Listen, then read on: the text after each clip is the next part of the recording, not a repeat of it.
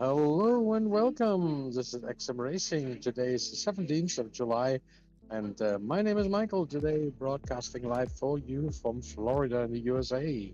So I hope you appreciate our fifth race on the fifth. No, I think it's the fourth race. Apologize. The fourth race, the Gilles Villeneuve circuit in Canada. So we're supporting the Private Family Network, and today we have wonderful two races again.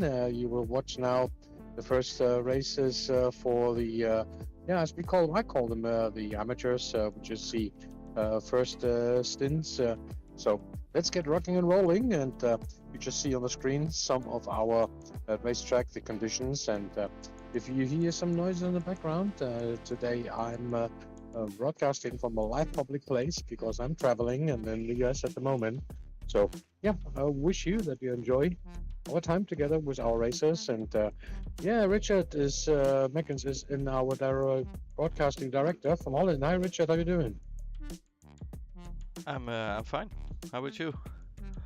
Not about not about Not bad. nothing set yet, but getting there. As we just arrived 2 days ago, late at night after a long trip to the US, and getting things ready for expanding to phase number two for XM Racing. So, guys, here we are. We got the official results at the moment after the championship for the GT3 Challenge. We've got Tim Burkhold, who is currently leading with 185 points. Then we've got Leonardo Martini, who is second with 143 points. We've got Alvaro Rocha with 120 points, and Carlos Roca with 112 points. Those are the top four. Guys, you can see it, who is currently in the lead. So we look forward for another great, exciting race. This will be going on for about an hour. So we have a practice session, then we have a small qualifying, and then we have a 40 minutes race, if I'm not mistaken. There, then it goes straight from there into the next session, and that will be again our the pro session, so to say, where drivers with a higher ranking, better performance, will be going into two races. So you see, two championships, same cars. We have the GT3 cars. We've got the Mercedes, we've got the Ferraris, the Lambos, the Porsche, the Audis, and of course the BMW, which is one of the most famous cars used for our racing. So, guys, this is where we are right now, getting started, and I hope you enjoy. It's summertime, so you see, we probably have less participants today because of the summer. People are already on vacations, and that's always happening. We are right in the middle of July, and we have this will be our last two races this week and next week. And from then, we will have a nice little break, and we will continue with race season number 6 in September. Guys, I hope you appreciate what XM Racing is doing. I want to say a big thanks to all our sponsors that we have on board. You see, there's our sponsor just being shown, and yeah, it's a great thing to see how things are performing, and we are improving, getting our racing centers being established in the United States, picking up where we have left about 32 months ago before COVID. So, guys, there's a lot of things that we are doing at the moment, and very exciting times. All of us, for the drivers, for the team managers, for the management team, and everything that is involved. So, guys, XM Racing is just really, yeah, got out of the first 5 seasons that we have done, and then from there we will go into phase two. And phase two is certainly also a presential race presentation that we'll be doing. So, guys, we will keep you updated. So stay on our website on xmracing.com, go on our community, and have a look at what's going on there, because we are supporting the Private Family Network, which is a place for our drivers to support their children and stuff like this. So you will see a lot of more information, and I hope that you're enjoying watching us. Right now, you are with Alvaro Roca on car number 555. He's on the track, and we are still in practice, guys. There are still 10 more minutes or 9 more minutes on the practice session to go. And meanwhile, they will be practicing. I will just be quiet for a moment, and we'll let you enjoy. The broadcasting director will show you some of the great images, screenshots from the inside of the drivers, some overview of the racetrack, and so on. So, guys, I hope you appreciate it. This is Canada, the Gilles Villeneuve circuit. It's on the island, wonderful island. We have also Yeah, we've got there some interesting the wall of champions. Probably many of you know that where big champions have pushed into it. So let's follow Alvaro and see if he can master it. If he can go through this without damaging his car and maybe have to retire. So we'll find out. They're doing a good speed there. You see on the right, top right, you can also see where they are currently are. There's a green dot. That's Alvaro right now, which we be facing as zooming in. So he's doing there 160 miles kilometers, and that's going up nearly 200 now, 200 plus, 220. Here we go. Now he will be going in the next corner. It goes right and then directly left, and this will be the so-called Wall of Champions, the one you see here. Oh, no problem. He didn't touch it, so certainly a champion that hasn't lost it there. Guys, this is Canada. This is Gilles Villeneuve, and you're watching X-SiM Racing. And my name is Michael, and I'm broadcasting live to you from Florida in the United States today. You see, things are happening. We are moving forward, and more action coming to you, being presented over the next years. There will be quite some more improvements of what we're doing, from racing ships to association with other race teams. There's a lot of things being prepared from us. So, Montreal, thank you very much for hosting us and for letting us have. And I also want to say a big thanks to iRacing.com, of course, who is always providing us with their dedicated racing server and competition server. A great opportunity for us, for the drivers, for the management team, for the sponsors to really bring something in there. And here you see our currently car that is being supported, the private family network. Wonderful design. And guys, have a look at our website. You will be amazed what you can do. If you want to have financial stability, then this is something that you should look into. If you think that the world crisis with a lack of security on the internet and digital world is something that concerns you, this is what the private family network is do. It's called the private family network. So especially on private, on family, and on network. Secure things. Wonderful shot there. You see, that's the logo. You see the family in there and the key and the key lock chain. So, guys, this is who we are supporting. This is not our main sponsor. We are supporting this because this is so tremendous. A new technology that will really be rocking the world and give parents back the control of what their children be doing online. I hope you appreciate this, and my big regards go over to all the drivers, to all those that are watching us on Twitch live, on Facebook, or on YouTube. Just yeah, say hi to everybody. I apologize if I can't be responding to some of you because I'm commentating and I'm here right now actually on my smartphone doing this, believe it or not. So it's first time new for me. Probably the quality of the voice is not as good as it is through my voicing system, but I hope that you still appreciate what we're doing. Okay, we still have 5 more minutes to go. I will just be closing down a little bit, and I'll be right with you when we start to the qualification.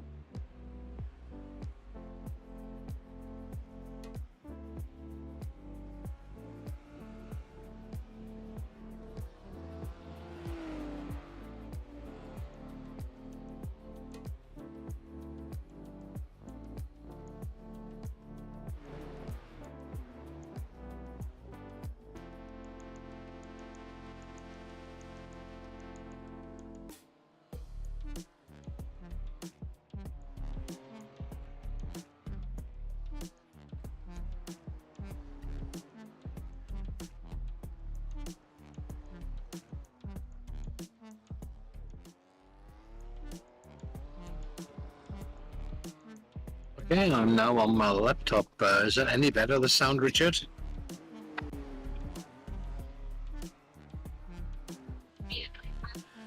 But,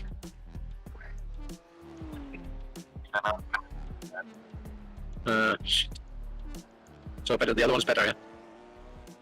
Yeah. Okay, so I stop that. Stop that.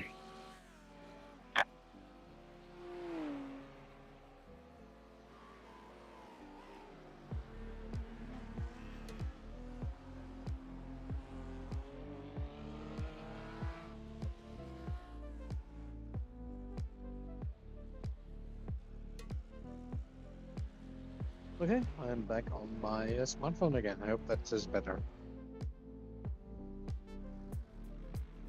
Amazing. Well, I got a OnePlus 9, so not a bad phone, but certainly it's better than my laptop, it seems.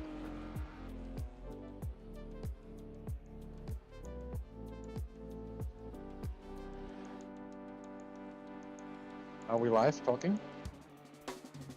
Yeah. Okay. Look who's the fastest, Martin. Well, Martin is first and very, very amazing. He's getting used to the BMW, guys. He's racing it now and more stable, becoming better and better. So Martin de Jong, certainly from Holland, and we have Alvaro Rogers second. We've got Leather Neo, we got him third, we got Ryan Smith, we got him fourth. We've got Leonardo Martini on fifth place. We've got Mr. Monera on sixth. And then we have Tristan on position number 7. We've got Antonio Salada 8th. We've got Miles Owens on 9th. We've got Ivan Bremer on 10th. We've got Carlos Roca on 11th. And we've got Kevin De Vries on 12th. And Sam van der Korven on 13th. And Aaron Hobson has not put in a lap at the moment.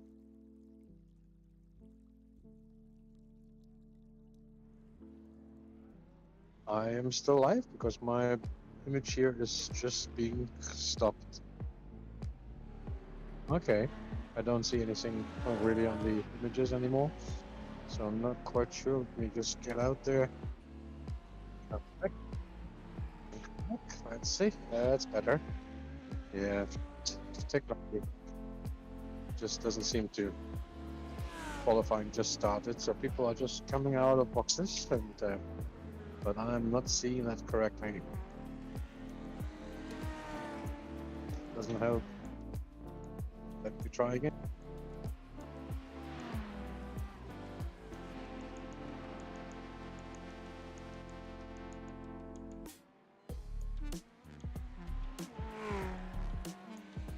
Yeah, this is really getting slow here. It's just blocking me, like it seems. I just see the cars, but it's like they're standing still here, so I apologize, guys. Now it's getting a bit better. Something has been moving. I see. Okay. Let me see. Okay, let me see if I get out of Wi-Fi, do it from my data connection.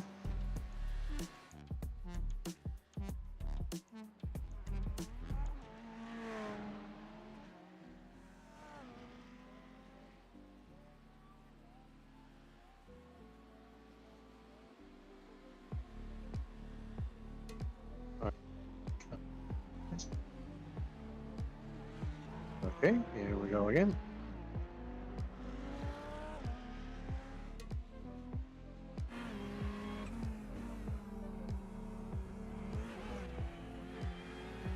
Okay, yeah.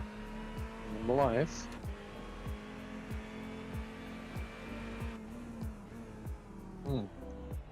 Seemed to work at the beginning, but now it doesn't. Very unfortunate.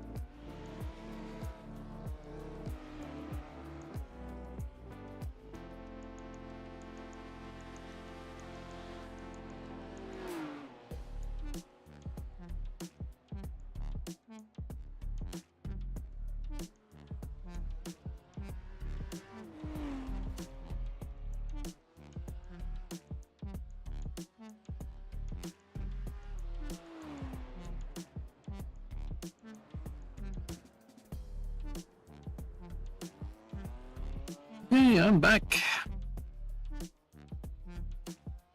Hope you can hear me all.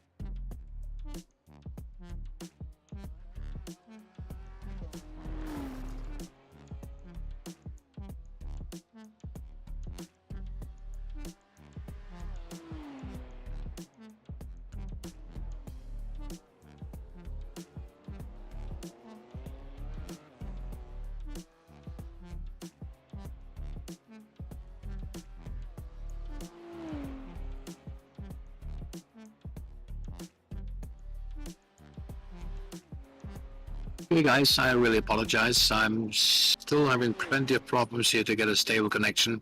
It's moving me in and out, and yeah, I can just see things are moving at. We already have now 13 minutes, nearly 14 minutes on the qualification, and we've got Alvaro right now in front, and Martin is down to third, and Lester Neo is second with only 0.06 seconds behind it on the Ferrari. So we got one BMW, one Ferrari, and 3 BMWs in the top 5. So, hey guys, this is where we are. This is X-SiM Racing, and I apologize really for that bad connection. Next week it will be better.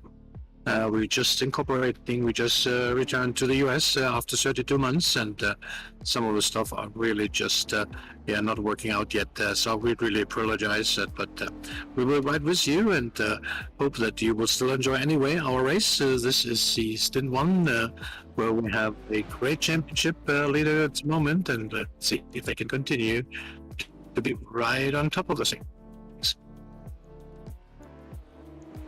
So we'll go to the last 15 seconds for the qualification, and then we'll go straight into the racing.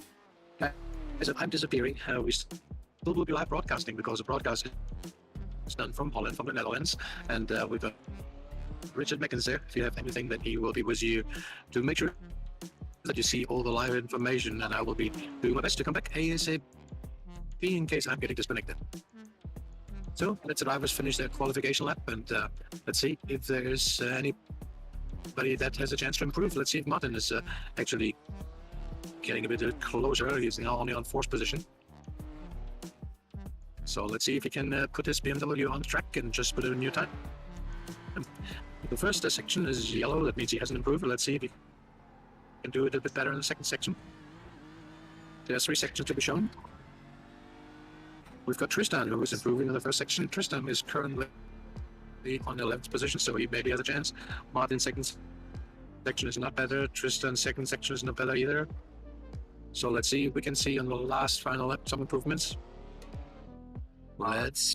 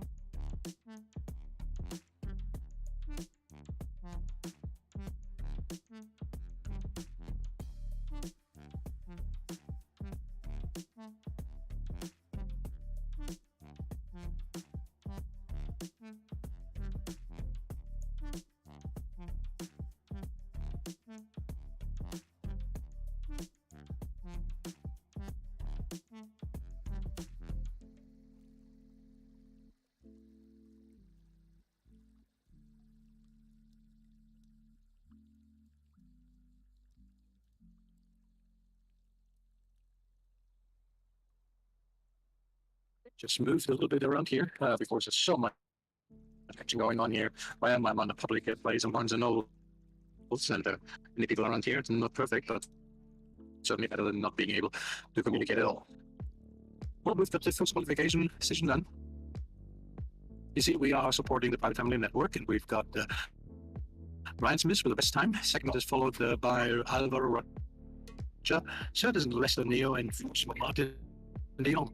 Well, not separated much between them, so I'm sure you will see some exciting races. You can see we have just a few less participations because we're right in the summer season. It's holidays, and yeah, quite few. I would say about 30% of the drivers are not there. Anyway, we still continue, and this will be second last race week before we go into the summer season ourselves. So this race in Canada, and then the next one, which will be the last for finalizing season number 5. And I hope you still enjoy it. I haven't seen anybody rushing into the into the wall of champions at the moment. But well, we never know. The race is just being starting in a few seconds, so we will see. Those will be lining up and see if anybody has a chance.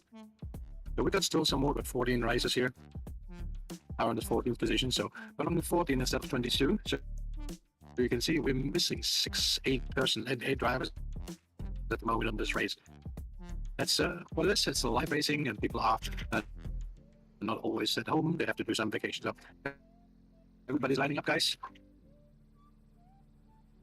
Let's see how things are moving. 1, 2, 3, 4, 14 of them. Here we go. The traffic light is on, and here we go. Oh, that was a very slow start from the second. That was Martin is up there. He did a good job. Wow, Martin has done an amazing start. He's now right on the first position. He's overtaken 3 cars. So he's done the best test out of all of them. Then we've got Miles, who has made up 4th position as well, who is now currently on position 8 together with Kevin DeVries. So some guys have really had some great starts to get this on this track, and Gilles Villeneuve, they're kind of on the island, and let's see if Martin with his quick start can actually power himself through. There's a 40 minutes race, guys. 40 minutes going on the track, and see if they can perform. I think there is a pit stop being included as well, so we will see how those guys are doing. Some doing the tactics, going early, some going late. I hope that you appreciate what they're doing.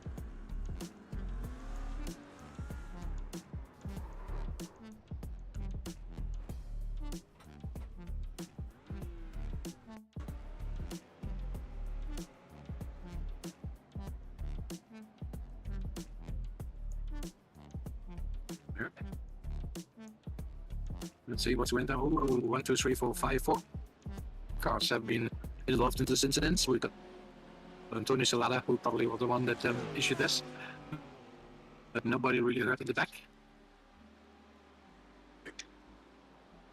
And Martin is still pushing it. He's still on front, and he is taking on now.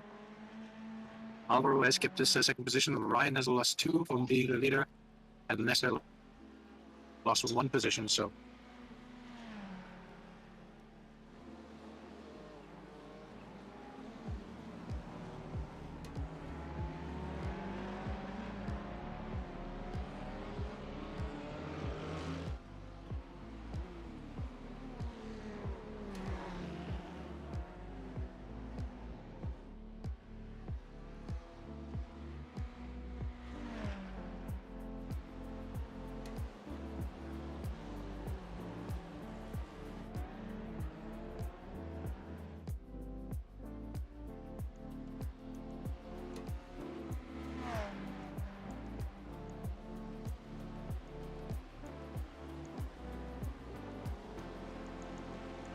that's Bonjour Quebec. That's where it is, and also Montreal is calling, guys. And this is X-SiM Racing, supported the private family network, and big thanks goes to all our sponsors that are with us in this stint 1 and stint 2 that we have today.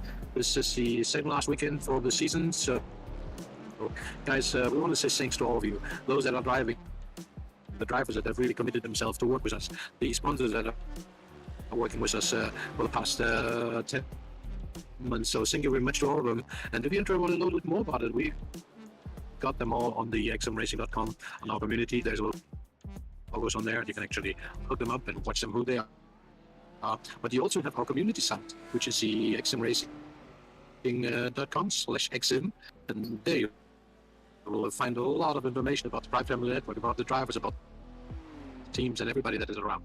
So guys, just have some fun and investigate. If you want to be close to some sponsors, you want to be close to some of the drivers, they're all in there. They're all in there.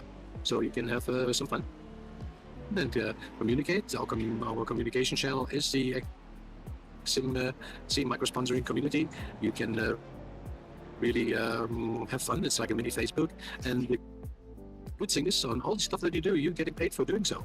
I mean, if you like somebody, if you have a comment on stuff, you get a race for points. So even if you're not a sim racer, you can still race for points, and that race for points can be converted and can bring you some extra cash into your pockets. So guys, have a look. It's really worthwhile investigating the X-SiM racing community, and I'm sure you will find it interesting to see that we have a huge community ready for you, and this community pays you for your efforts of being active. So have you ever been paid on Facebook? Have you ever been paid on Twitter for sharing your stuff? No, you have not. You actually may be paying for doing so. Here, it's the opposite way around. With X-SiM Racing, our community, we pay you to be active. You can post anything you like except sex, drugs, and alcohol. Everything is allowed. You can talk about your business. You can talk about anything that you feel good for. And on top of it, we pay you and you get race points. And you will see it when you log in. Ooh, Mr. Raymond just lost a big time here. Oh, good. Can incorporate himself? Yeah, he did without any problem. And there we are. First guy's going into pits. Okay, who's pitting there right now is John, Rock, and we've got 4 of them now, not 3 of them. The one is a pace, the other one in front. And now coming out of pits, we've got Martin. Okay, he's been the first time in this. This is tactics. He now prefers to be running a higher fuel, but alone on the track with no aerial. So you will see after about 30 minutes if that was the right tactics. When it comes to the last 5 minutes, and Martin is right in front again, then you know this tactic was right. So sometimes you end up into traffic, but today was only 14 hours on the track. That probably is not such a big issue. And therefore, the idea may be just perfect to take away this win for this race of the 40 minutes. Well, we still only have 34 minutes to go, but hey, interesting stuff. And we are racing with Ryan Smith from the inside of his car. Ryan is driving a Ferrari, and he's chasing Alvaro, which they're pretty close. He's getting closer and slips him driving. Let's see who got the better nerves on braking. Well, he's certainly picking up, and soon he will get into the slipstream, and there. And now you can see how he's sucking himself closer and closer. Is he able to overtake it on this corner? I don't think so. Very important now, you take those long right-hand curve, getting out of it, full acceleration, and really speeding up, and don't lose grip here. This is important. This is where the BMW really is very, very strong.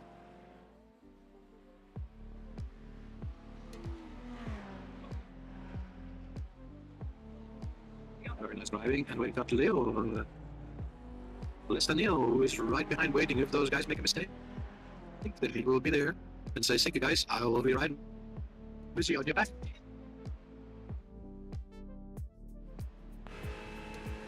Look at this view from this little island. This is where the racetrack has been built. By the way, this is also being used for Formula One racing, and Melbourne is very famous for some exciting races. We just saw it a couple of weeks ago in Canada when we've been racing there, and I think it was Max Verstappen who won the race. So there is Lester doing a good job keeping up with 2. This battle is going on for 1, 2, and 3, and I can see Alvaro really has a lot of things to do to make sure that Mr. Ryan Smith is not picking it up on him. Okay, and Martin is now from 10th to 9th position already. P1 position up again.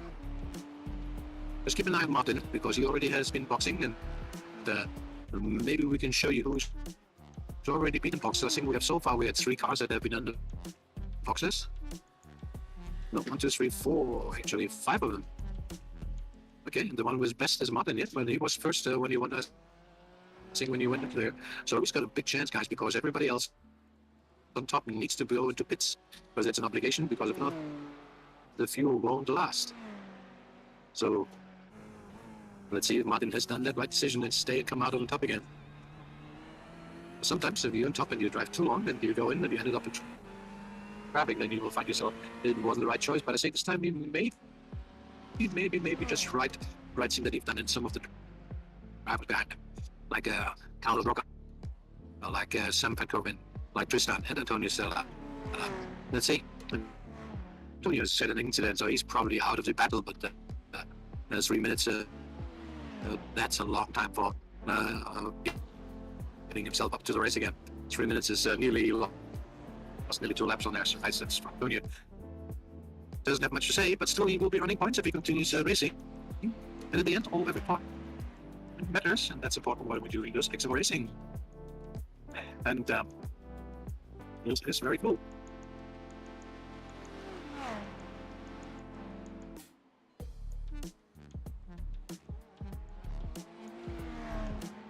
Oh, he's really sticking in with him, man. Ryan is looking for his chance. Is Alvaro making a mistake? He's showing him in the mirror and saying, hey guy, I'm here. May want to make him nervous. Look at this, how close he is. And now here comes, if he can really accelerate correctly, the BMW on this course is amazing. I mean, he really is really the most stable car when it comes to those very tight corners, but then when it comes to the long straights and stuff like this is where the Ferrari is certainly picking up and getting closer. And all it needs is one slight little mistake by of the drivers, and off they go. We're now 10 minutes through the race of the 40, so another 30 minutes to go. I hope you guys, wherever you are watching, are enjoying it, and I really apologize for the quality of my audio today and stuff, but it's best I can do today, and next week we will be better, I'm sure. Guys, this is X-SiM Racing, presenting you the 5th season of X-SiM Racing with good prize monies again for the drivers, and that you take a look at xsimracing.com to see how this works with the prize money, with the punctuation. The top driver, the winner for the race, gets 100 points, the second gets 80 points, and the third gets 70 points. Let's see what's happening here. We've got Antonio Salada again, who is last on the list. Let's sing. He just lost it again. Bang, bang, bang. Okay, I think that's about it for him. He was already far away. Or is it the one? Is it the repetition of my incidents? Or I don't know. Oh, I'm not quite sure at the moment. Maybe the director can tell us. Sorry. Was it from Antonio Salada the one the incident he had before, or just another one?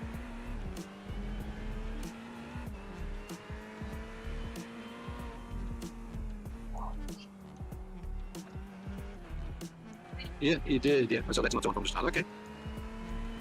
Okay, guys, well, we'll keep on telling you what's going on now.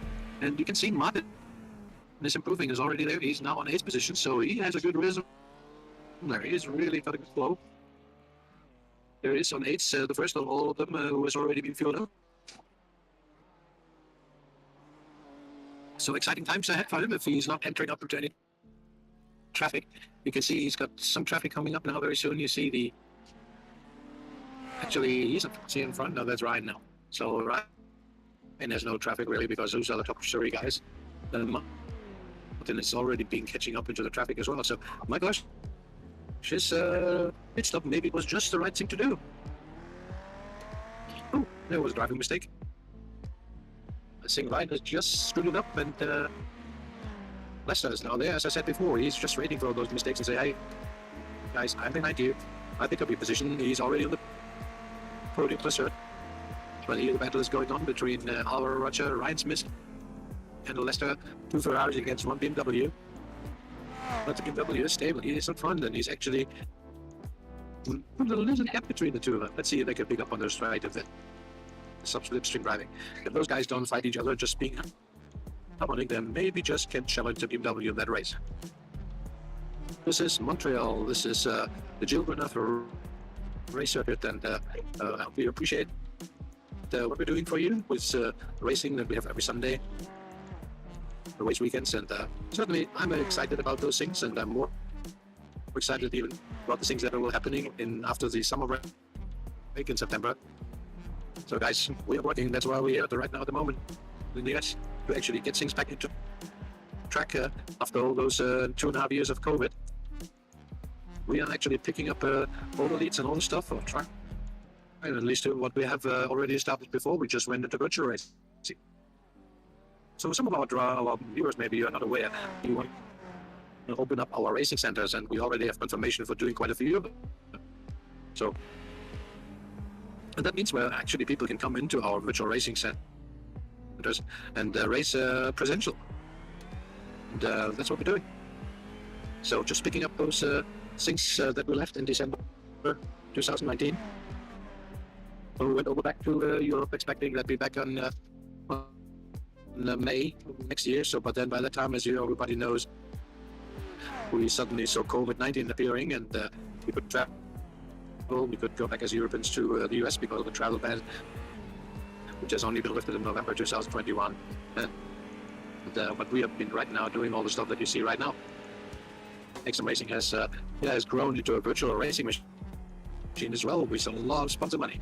Guys, we have paid out over $15,000 US already in prize money just for people driving around, and we give points up to the 31st position. So that means even if you're not the best driver, you can still earn some money with us. It's not just the top 3 or the winner. Actually, all of them that are driving here, all of them can make some money. If they're stable and they're doing this, then they will take some money home with them. What a great advantage for the sim racing sport to have drivers in the lower ranks also to gain some money because of their hobby. Because you guys, this is a subscription service which is not for free. It means you need to have money every single month to pay for it. The cars are not for free. The racetracks are not for free. You have to purchase them. Of course, you only purchase it once. But if there comes upgrades and stuff like this, you have to purchase them again. So this is a wonderful business, and with more than 200,000+ members. Great business. iRacing is located in Boston, in the United States. And just checking next week if we may be able to have another sneak preview, shooting out, take a plane over to Boston and explain to them the next step that we are willing to do, and see if they continue supporting us. Because right now, guys, everything you see, all the tracks, all the cars that X-SiM Racing is being using, they all have been sponsored by iRacing supporting us. So, I mean, they know that we have a good plan. But every good plan needs its time, and that's what we're doing, maturing our ideas. We are on phase 1 of the evolution of becoming one of the top event organizers. And all I can say is we're on track. I want to say a personal hello to good friends of us and the community, which is Walter West in Germany. There's Coleman O'Hagan in Ireland. There's Kevin Villerks in the UK, Trisha in the UK. There's a lot of people that are helping in the background to make this thing happen. We've got Justin and Dustin. Justin is the CEO for multimedia, and we got Dustin, our designer, and we got Yuta in there. We've got Michael Jr., the programmer. So there's so much things going on. So many people are involved to make this available for you. To make this sport, the sim sport, to become an attraction for the public and get it out of the niche and make it more and more powerful for people to look, to watch, and of course for sponsors to put their money in and helping to get themselves being shown to the world. Because this is very, really, look at this, this is really now going on. Those 3 are really battling it out. Number which is BMW is still in front. I mean, he's managed to keep his calm, and he hasn't made a mistake yet, but let's see. This is maybe another chance there. It looks like Ryan is actually taking on this going slipstream is time enough to break late. Probably not. Okay, this is the wall of champions, and nothing happened either, so everybody just recovered. But look at this. I mean, this is like one line. Everybody wants to be in there. Oh no, there's the Carlos Rocket who is being 12th, and he just had a little slide, probably overdid it. Let's see if we touch the grass. He's overdoing it, yeah. Braking too late, and the back went just over the wind. But now he has to come back into the race, and yeah. No chance for him to make any difference on the top, and those three are really battling it out, guys. Ryan is certainly not giving up. We've got Alvaro not giving in, and we've got Destiny. So, who says, guys? I'm here. I want you back, and whenever you screw up, I'll be ready for you to overtake and take the win. We have nearly half of the race through. That we got 19 minutes of the race, and this is half time, and we've already saw that 5 cars have already been into the pits. But remember, there is a pit stop obligation for fueling up, because if not, those cars won't get to the final.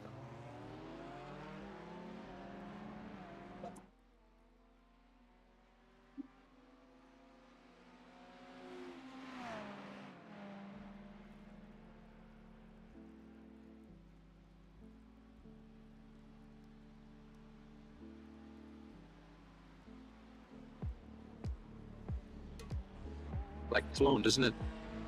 Last lap was the same. Nobody want to make a mistake. You're getting close, but not so close enough to overtake it. That may be the chance.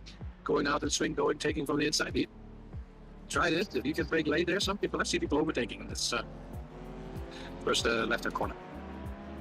They're just braking very late, but it's very, very difficult for somebody to overtake. You have to be really, really good. You know what you need to know what you're doing.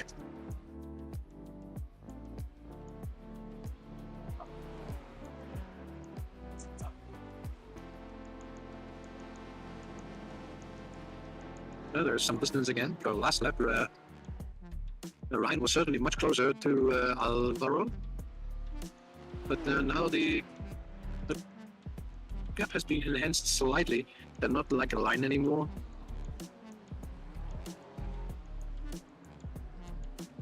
Okay, now my image is frozen here. I apologize, guys. I think also I'm running out of battery, believe it or not. Oh, you can't have it all, can you? Let me just see if I can get out of it and get back into it.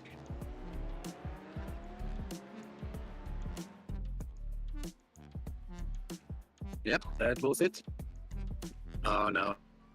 I think I'm running low on memory or stuff because my bandwidth is slowing down. I've got a stalled image again. Can you still hear me, guys? Yeah. Yes. Okay. Well, I don't see any difference at the moment. We get out of the thing here. Let's see if I can get back in. If that maybe helps, but right now I feel like I'm sitting in the dark. He started. 1 second. Uh-huh.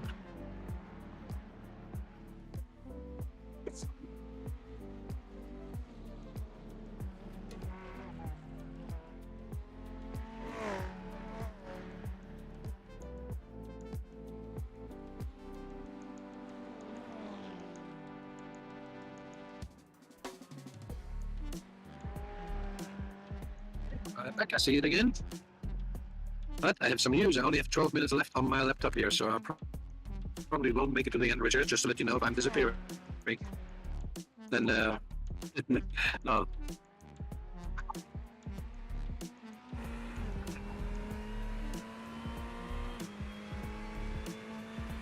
It's sometimes very complicated, you know. I have European plugs, and then we have the adapter, and they have this 110 volts and stuff like this. In America, it's all a bit different, and it doesn't load as quick. My laptop, I don't know, it just seems to be consuming much quicker than before. I don't know. Anyway, I don't want to bother you with my problem. Because right now, I want to make sure that you appreciate what we're doing. There's suddenly a bit bigger gap between the drivers now. You can see there's nearly 1.4 seconds.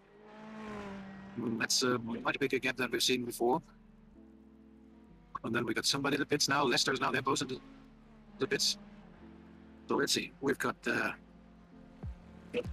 Ryan Smith in the pit box. He's just getting in there. And now we will see if Martin has done the right choice. Let's see. see if he's done the right thing.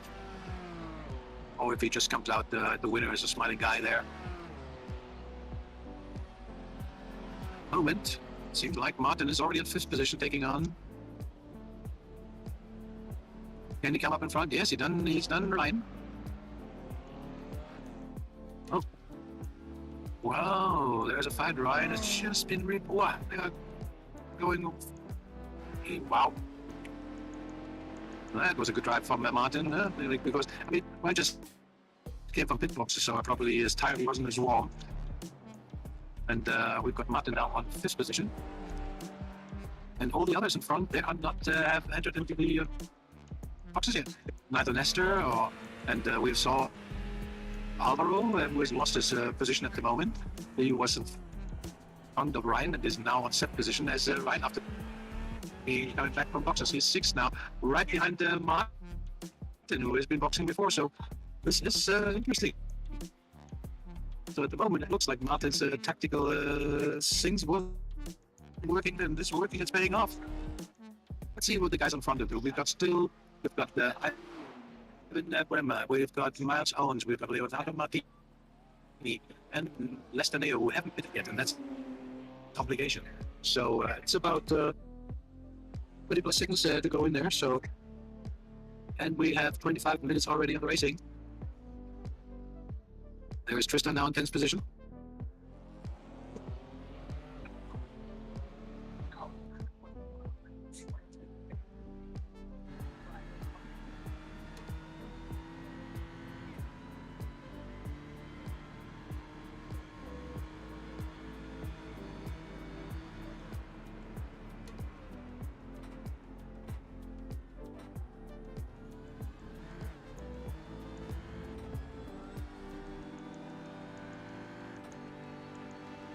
The gap between Martin and Ryan is not increasing too much.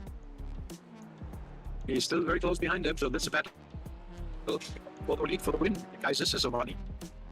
Even if you just see them in 5th and 6th position, but all of those have already been pitted, and that means those are the ones probably that will be fighting for the win. And Martin is slowly enhancing his lead. It's still less than a second, but you can see he's taking advantage, and he is enhancing slowly.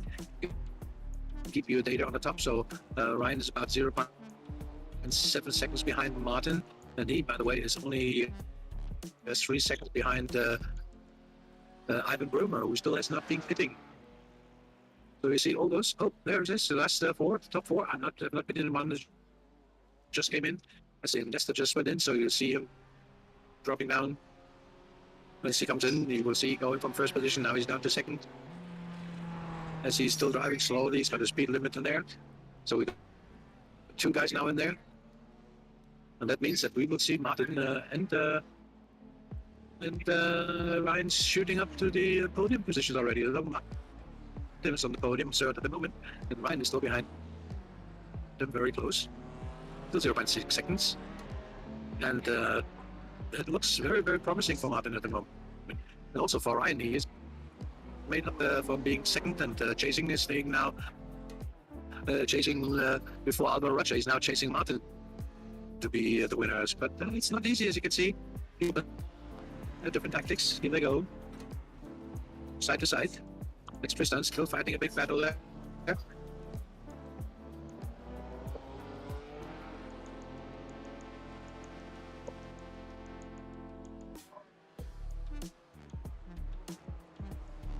Those BMWs are really giving himself a fight there. And again, we've got the BMWs looking at the moment is the one with most options. We've got 3 in the top, of course. 2 of them haven't even pitted yet, but taking them away, we still have a BMW again as a possible winner for this race. Guys, we are now down to the last 12 minutes of the race. I'm disappearing. That means I'm losing battery, so then we'll just be on, and I hope you don't mind. Richard can still broadcast the things, and I will see if I can get again into some of my smartphone. But right now I'm on my laptop. Believe it or not, it's working.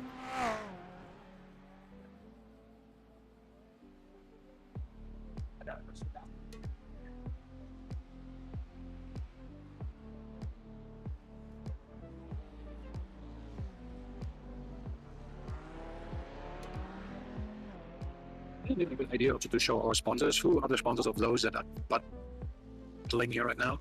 There is the Autos is number one at the moment. Then we've got the Secret Science. We've got the Personal Intelligence, CERT, with the Port Financial Force. We've got the NATO steering wheels, fifths. We've got the Private Family Network on 6th position. We've got the All About Social on 7th. We've got the Maori Rotary Club on 8th. We've got Hopeful Arts courses on 9th. We've got the Model Shipwright on 10th. We've got the Riggins and the Machine Lewis on 11th. We've got the Motorsport Dreams on 12th. And we've got, last but not least, the, what is that G? I can't really read that here. Anyway, I'm sure. Okay. Yeah, my screen is very tight, very small, so I couldn't read that very much. But he's been retired as a little, so he's in boxes anyway. So I think that's Mr. Salata, right? There's another one coming in now. Martini is now coming in. So let's see. That will be the last guy that is missing, isn't it? With a pit stop. Wow. Yeah, this is. And now Martin is first. Well, he's back to where he started. Well, he's got an excellent start. He was third. I think he was fourth. Then he made up 3 positions to be in first, and then he decided very early to go into boxes to really see what he's doing right now, to be right in front of everybody.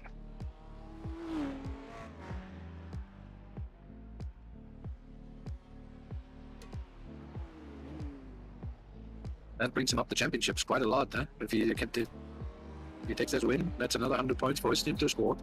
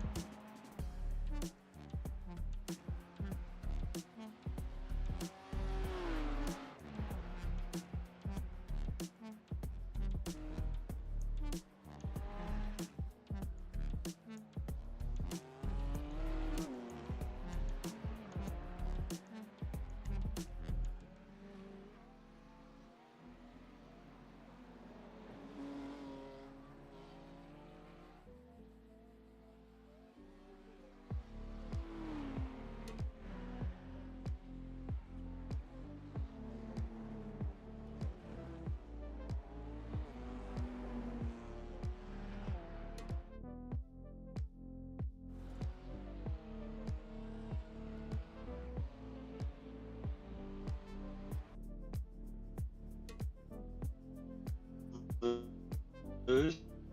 No.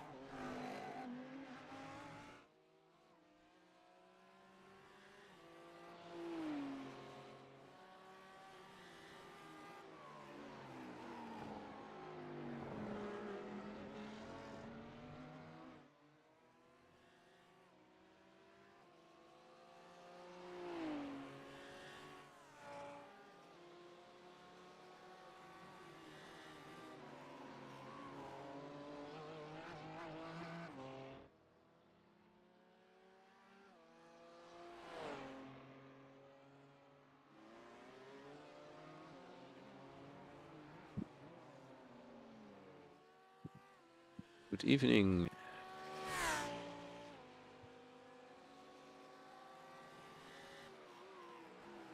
Good evening. My name is Maarten de Jong. Just done with a split 2 race, which worked out pretty well for me. And, currently, you're all watching the X-SiM GT3 series split 1. It's good to see a field of 19 drivers here tonight. The turn-up for split 2 was a little bit low, but that was to be expected with the hot weather, but also due to the summer holidays. And yeah, the drivers are able to miss one race and still be able to compete for the prize pool. So we expect to have a full grid again next week for split 2, and let's hope for also again around the 24 drivers again for split 1. Qualification will soon be starting, and quickly have to get myself a beverage and short bathroom break after my race, and I'll be right back.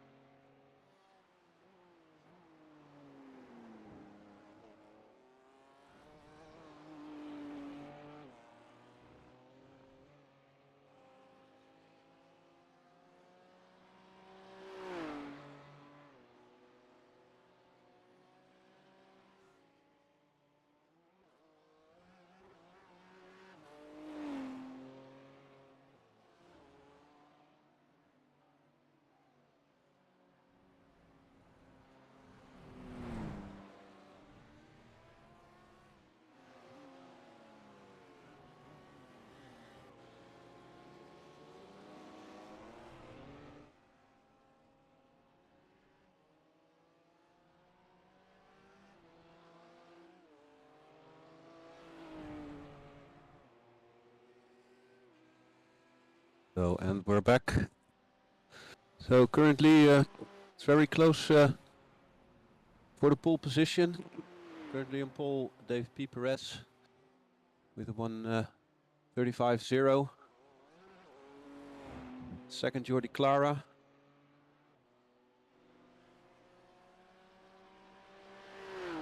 Just under a tenth slower. Second, Tom Vos.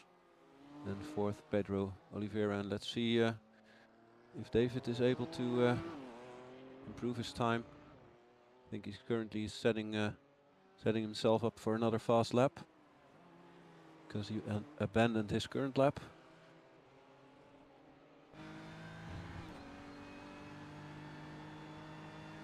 And the times are really, really close, especially between P4, 5 and 6. Not even a tenth between them. Tom Vos also P3, very, very strong lap.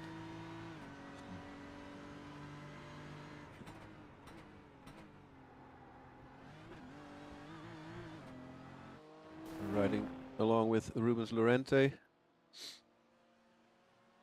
He wasn't faster in the second sector. He did his personal best in the third sector. So about the bars that you see under the names with the times, those are the sector times. Yellow means they didn't improve the sector time. Green means they've improved their personal best sector time. And purple means overall best sector time. Let's see what Rubens Lorente can do. And that's an off track and probably hitting the wall as well. Maybe, but that time doesn't count. It was a very fast lap, but badly in the final chicane he had an off track. He just got the left-hander just a little bit too much with John Sylvester. And also missed perfect final chicane. Are there drivers that are able to finish the lap? About 35 seconds left. Janssen currently on an improvement on the second sector. Can he improve his personal best and move up? No, he goes into the pits. And we have the final driver on track, Gregorio Perez-Sesma. Also the personal best on the second sector.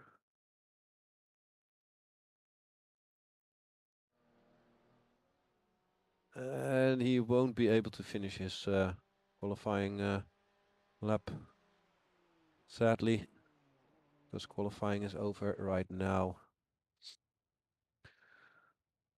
So for the starting of the first 20 minutes race, starting from pole, David P. Perez, second Jordi Clara, third Tom Vos, fourth Pedro Oliveira, fifth Rubens Lorente, sixth Diego Kruk, seventh Yannick van der Zande, eighth Winston Eckel, Jansen Ferreira in 9th, 10th Antonio Jesus Fayon, 11th Gertjan Leemans, 12th Perry Pijnaken. Then we have to wait until the list goes on. 13th John Sylvester, Martin Hobson 14th, Remco Barlow 15th, Gregorio Perez-Sesma 16th, and 17th Aaron Hobson, 18th Juan Carlos Vallero, and 19th Gerard Sardini Suez. So let's see how the start will go. If there's anybody with a hyper start.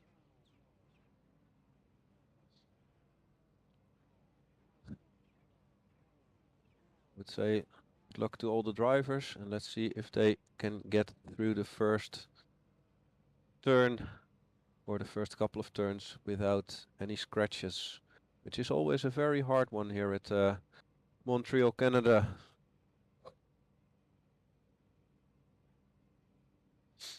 "30 seconds until the lights go on.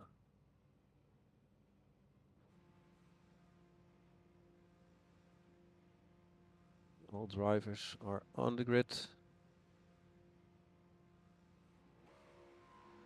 And there are the lights.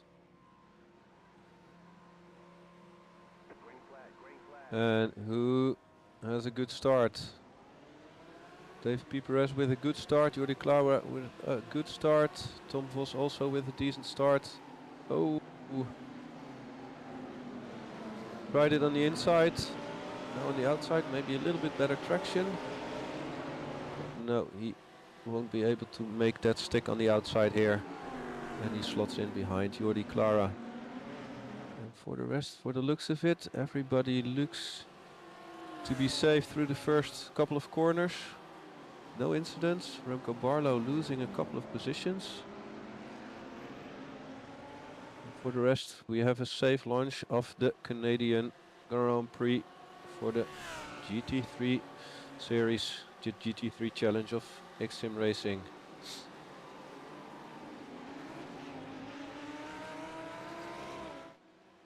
Now let's see DVP Perez already creating a great gap,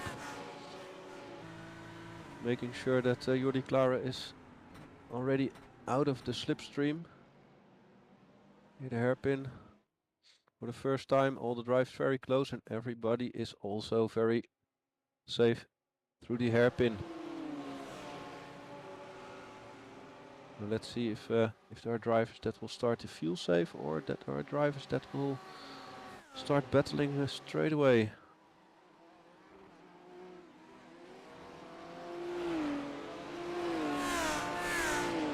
Oh, and there is someone in the World Champions. Wonder what happened there. I think he just came loose from the curbs and then got caught up.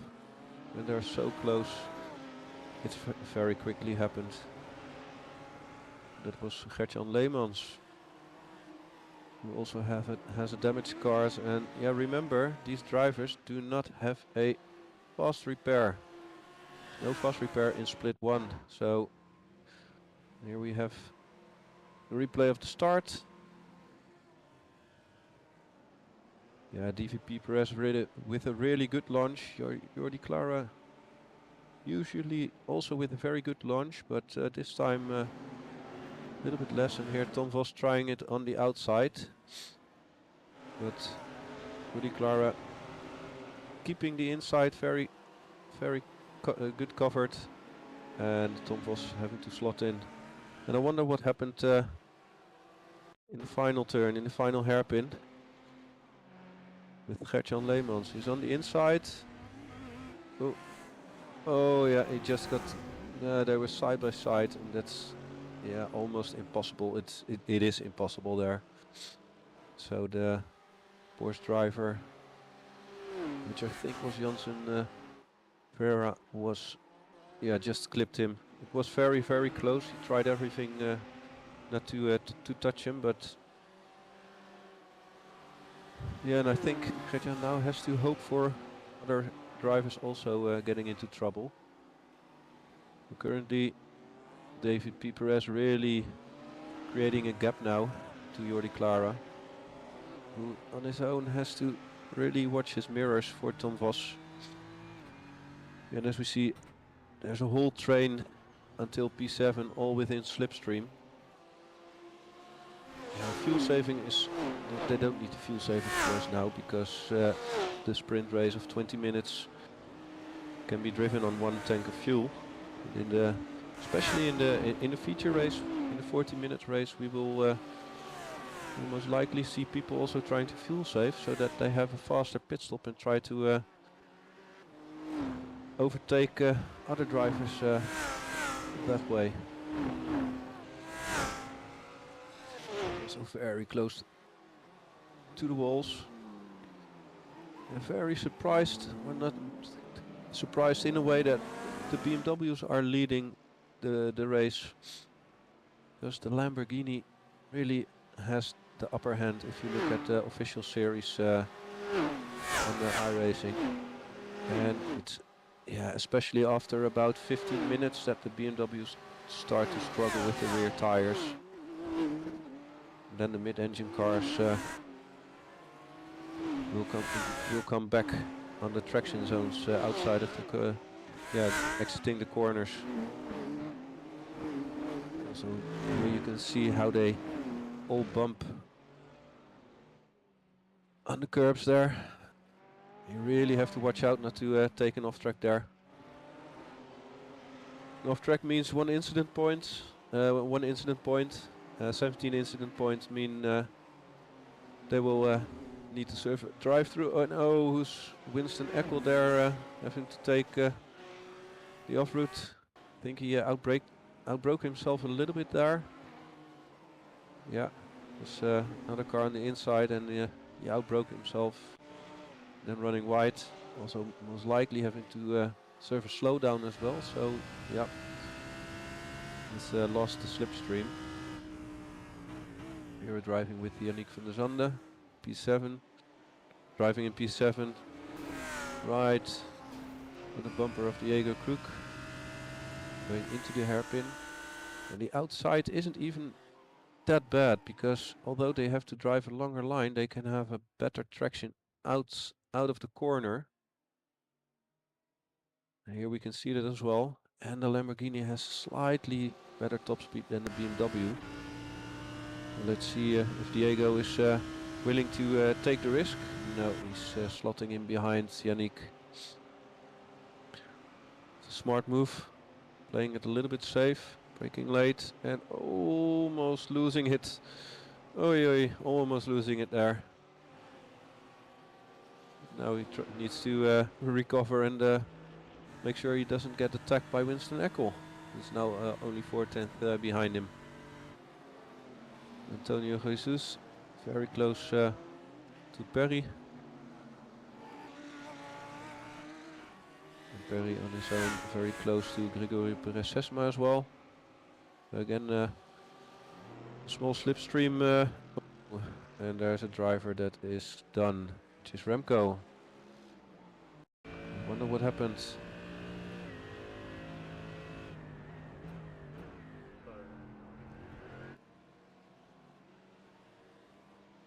Oh, that was unfortunate. Mercedes spun and Remco couldn't go anywhere and probably has a bad luck.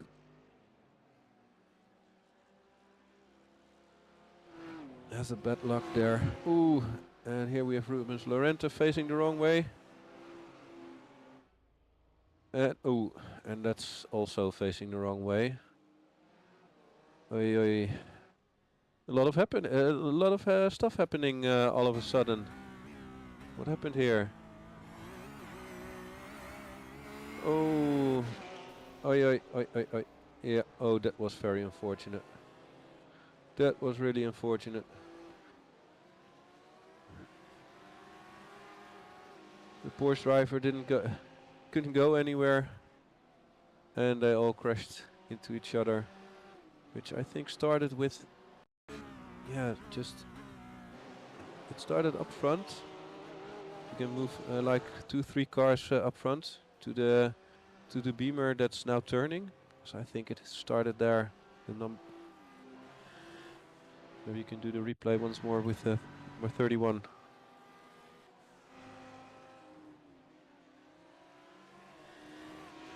Yeah, he makes the error, and the other drivers then.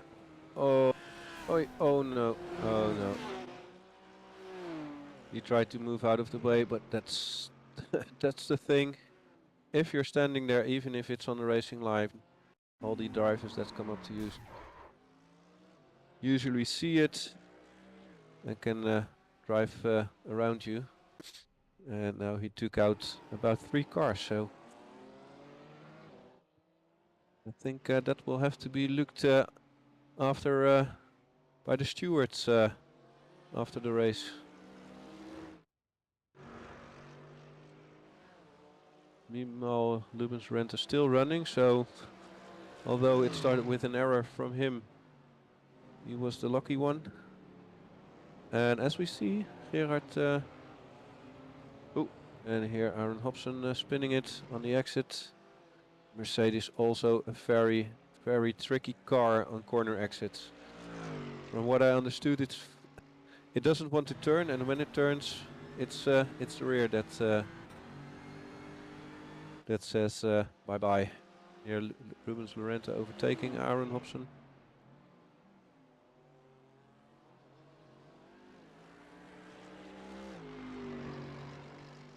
Meanwhile, we're halfway.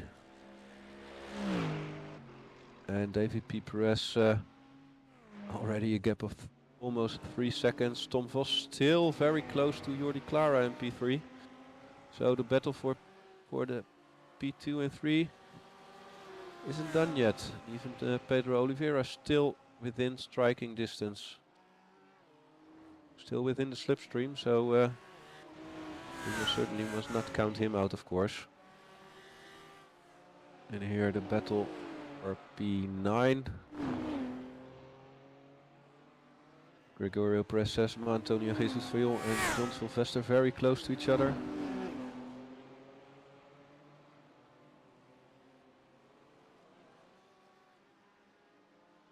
Also Winston Eckel and Diego Kruk also in a very close battle for P5. So a couple of battles here on the track. Tom Vos having a look, but not sending it. And I hope they don't take a too risky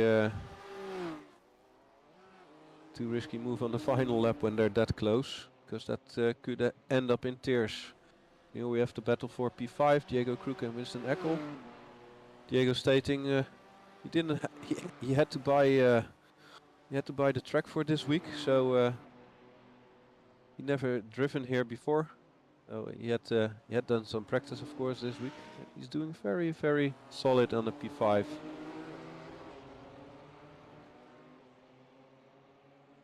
Here again, close battle for P9. And again, Tom Vos really closing in on Jordi Clara, as I can see on the relative. With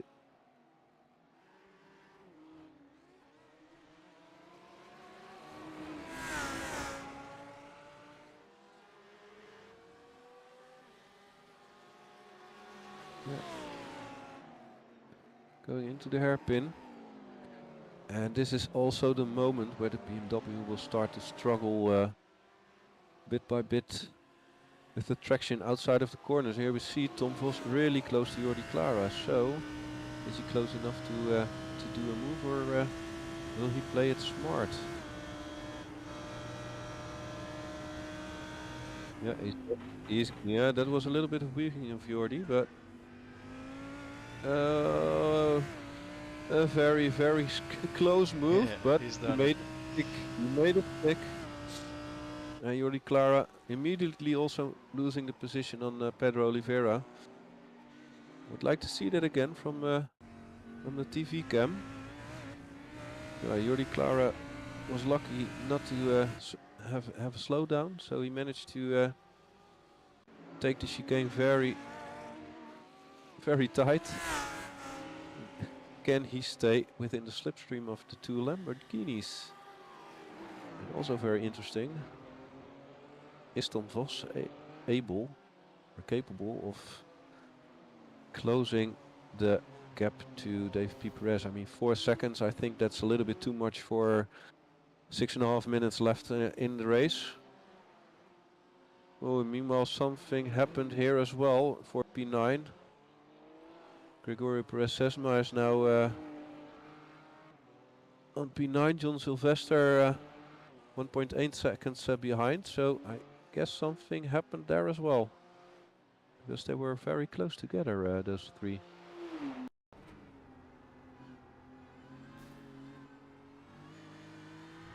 Ooh. Oh, is there? Yeah, that's a slowdown. Oh, I wonder where he. What driver was it again? The purple. Was that Antonio? Jesus? Yeah. Needed to serve a slowdown.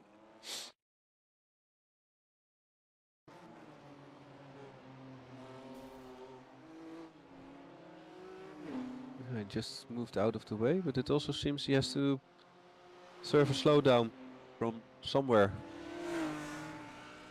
Meanwhile, Pedro Oliveira's okay. Martin Hobson weaving there. Why? I don't know. Harry Pijnakken is behind him.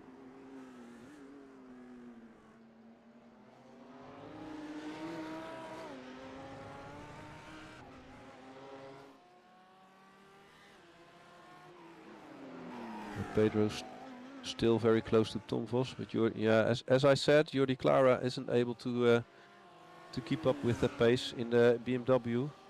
It's most likely the rear tires are starting to struggle more and more. That's what we will also especially see in the main race. I think the Lamborghinis there will have a very good chance.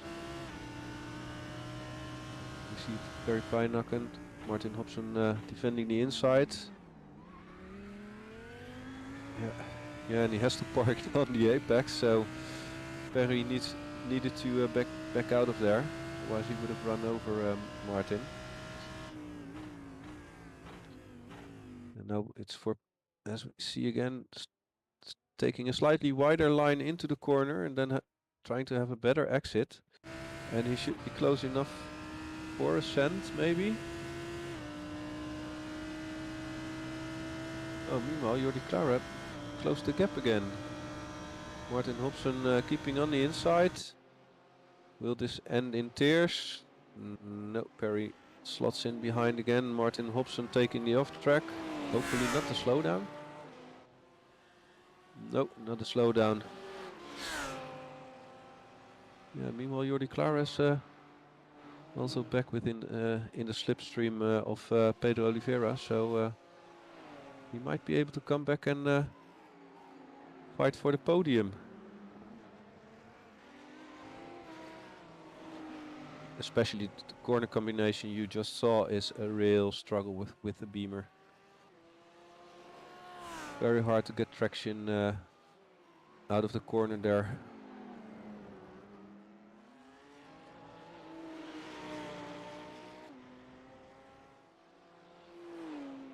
Yeah, meanwhile, Diego Kruk having a solid drive. Did lose the position to Winston. But P6 still a decent result. Perry again very close to Martin. Will Martin again? Yeah, again on the inside line. Perry going long way around, cutting back a little bit earlier on the throttle, and yes, this time you should. This time you must make it work. Much better exit out of the corner. Very close to each other.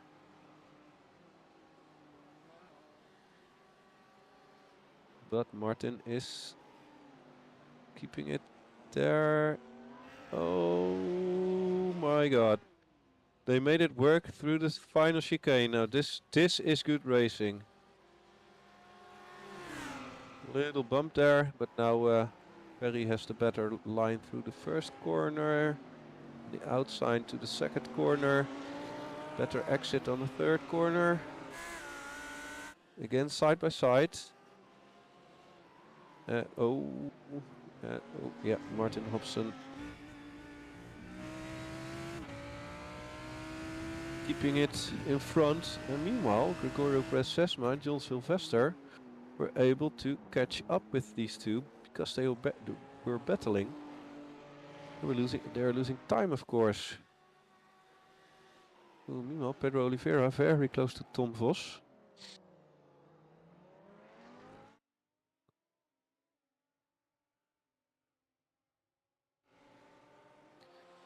But then Tom with a very good exit out of the hairpin, so Pedro is too far away to even think about trying it in the final chicane. And meanwhile, David P. Perez will go into the final lap of the race.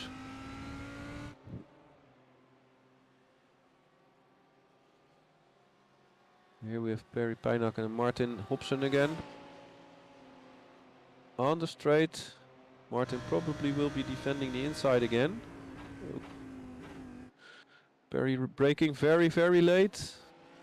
And that compromises his corner. He's flashing to Martin because of the defending. It's hard defending, but he did leave enough room.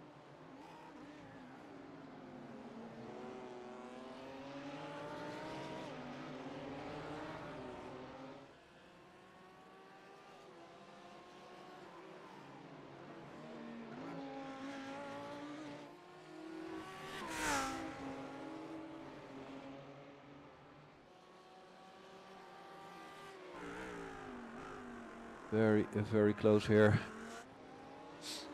And meanwhile, for P2, it's also still very close. Yeah, Jordi Clara can't do anything. I think he will finish P4, but in his advantage, he will be in front of the Lamborghinis again for the race start. And meanwhile, David P. Perez having a solid drive to the win. Only the final chicane left for him. Then he has the first victory here at Montreal.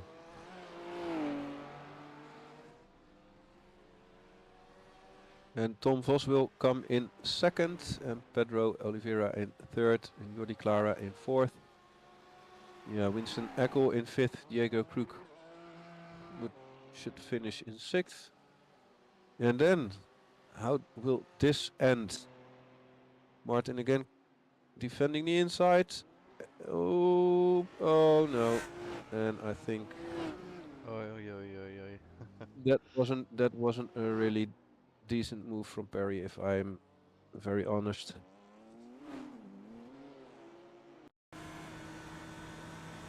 Martin keeping the inside, and he was. Yeah, he also washed out a little bit to the outside. And the other two drivers, or three drivers, said thank you very much. I think even Perry, yeah, Perry also losing one position there.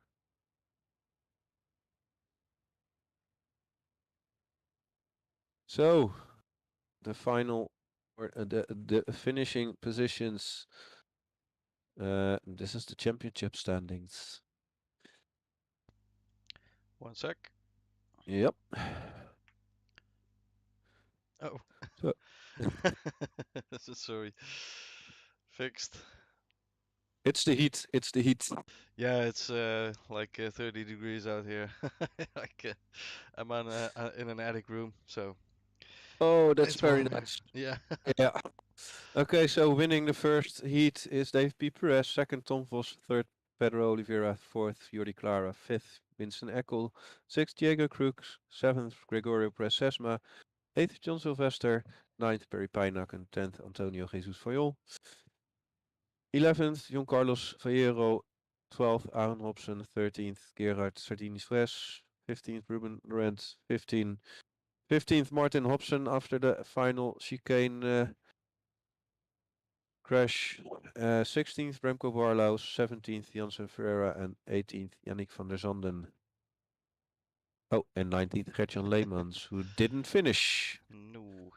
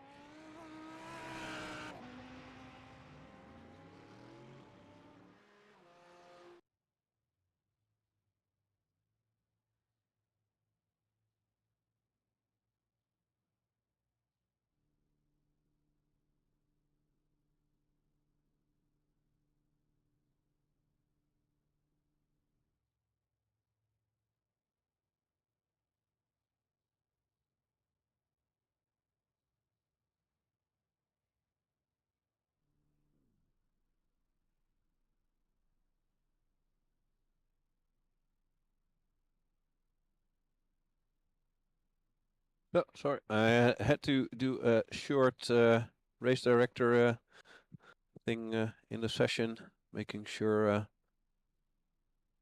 that drivers don't weave anymore. Weaving is not allowed. When you're on a straight, you're allowed to change your line once, then stick to the line. So if that still means you get overtaken, you get overtaken, and then you can try it the next lap, of course, to overtake and get your position back. So meanwhile, Dave P. Perez in the lead with 2 points, 526 points and 524 points, Jordi Clara. But now, of course, David P. Perez has a harder job in front of him, starting P10. And I actually forgot who finished P10 in the previous race, because he will be starting from pole position. I think that's Perry. So he can have his redemption in the main race, especially since he's driving the Lamborghini. Meanwhile, Jordi, I thought Jordi was going to try start.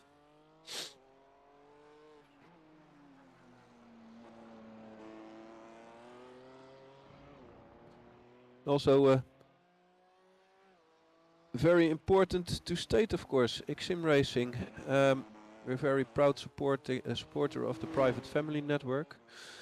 Private Family Network is, the app, the application, the education platform if it comes to cybersecurity, safe online browsing, keeping track of your children, what they do online, and all sorts of things. So visit xsimracing.com if you want to learn more.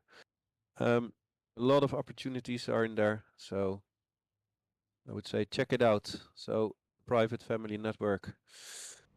So meanwhile, the starting grid for the second race, top 10, Antonio Jesus starting from pole position, Perry Pijnakken from second position, third John Sylvester, fourth Grigori Perez-Sesma, fifth Diego Krug, sixth Winston Eckel, seventh Jordi Clara, eighth Pedro Oliveira, ninth Tom Vos, 10th David P. Perez, and the rest in order of finishing.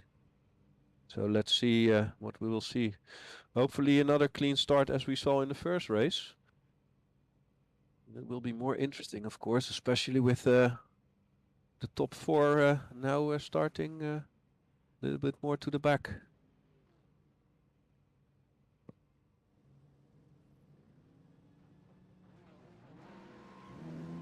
All drivers on the grid, lights are on. And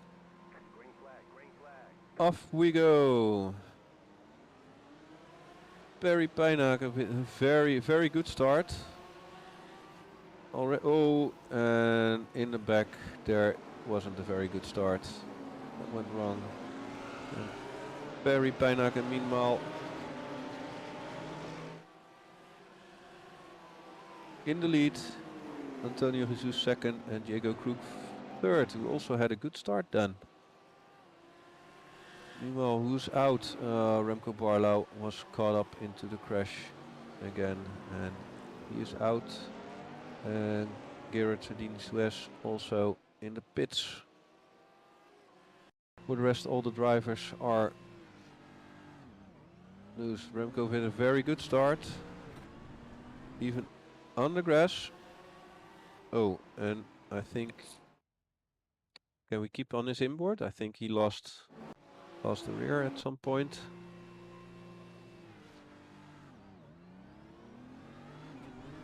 The Mercedes there with a very bad start. He got hit. Yeah, and he left.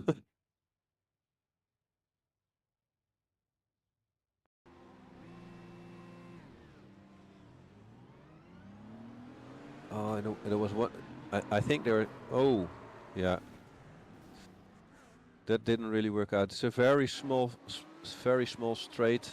Yeah, if you have a good start, it's about the other drivers keeping their line, and as soon as they start to move over, yeah, then it's very quickly done. Yeah. Meanwhile, the field's still very close to each other. Yannick van der Zande and Janse Ferreira already in the pits. Is it for damage or is it just for early pit stop? Which can also be a very smart move, of course. Oh, and the Porsche there. What happened? Oh, the Mercedes also moving over to the left too much and then clipping the other drivers. Yeah. So here at Sardine Suez, I think was damaged the most. We'll be trying to get the repairs done and at least finish the race within 70% of the leader. And here we see Diego Kruk in P3 challenging Antonio Jesus Fayol with a very good chicane there. And now here he can do the same. Take a wider angle through the chicane and cut back and have a better exit with better traction. Ooh, this will be interesting because this will be very close.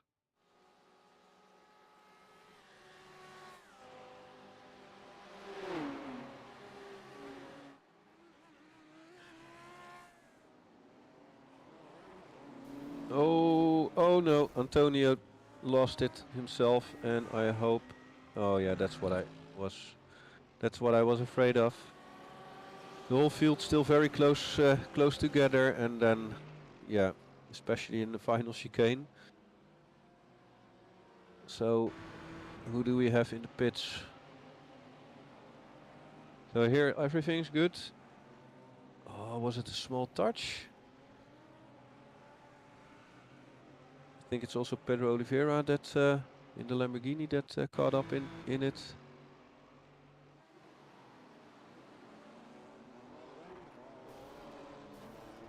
Oh, yeah, and that was just. Oh. Well, something tells me the stewards will need to look into this as well next Tuesday. Meanwhile, still in the pits, Gerard Sardine Suez and Antonio Jesus Fayol also still in the pits, and the rest drivers are still on track. Oh, I think David P. Perez also got caught up in that. And meanwhile, Jordi Clara and Tom Vos are the lucky ones.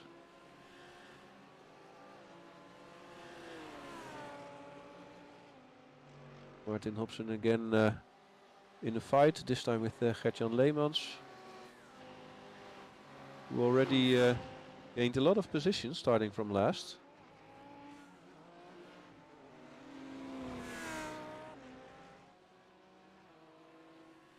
So he's up until now having a better race.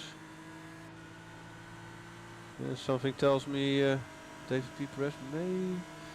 Oh, his top speed still seems okay.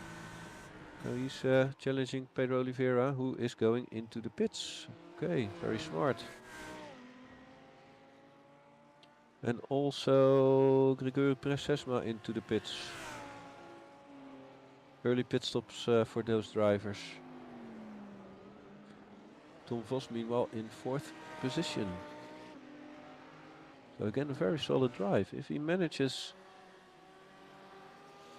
to get 2nd again or win the race, he will be overall winner of the Montreal race here, Canada.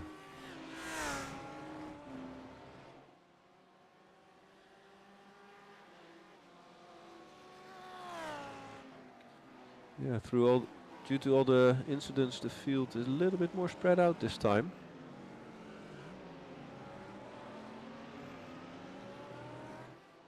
Gert-Jan Leemans almost hitting the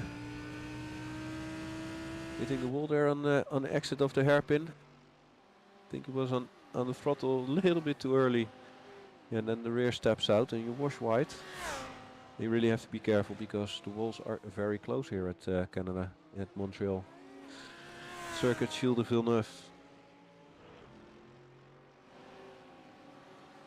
Yeah, meanwhile also Gert-Jan Leemans, most positions won, 12 positions.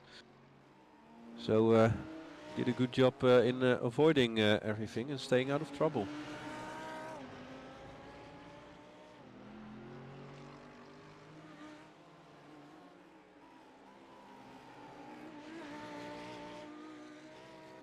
Yeah, Winston Eckel.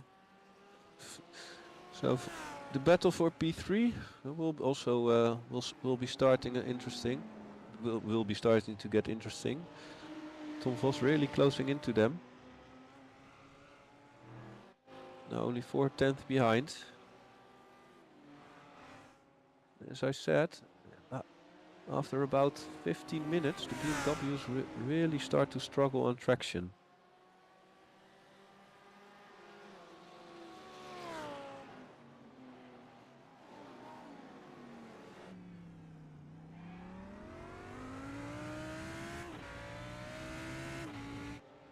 Yeah, Tom Vos a little bit too far behind to already have a look at the final chicane.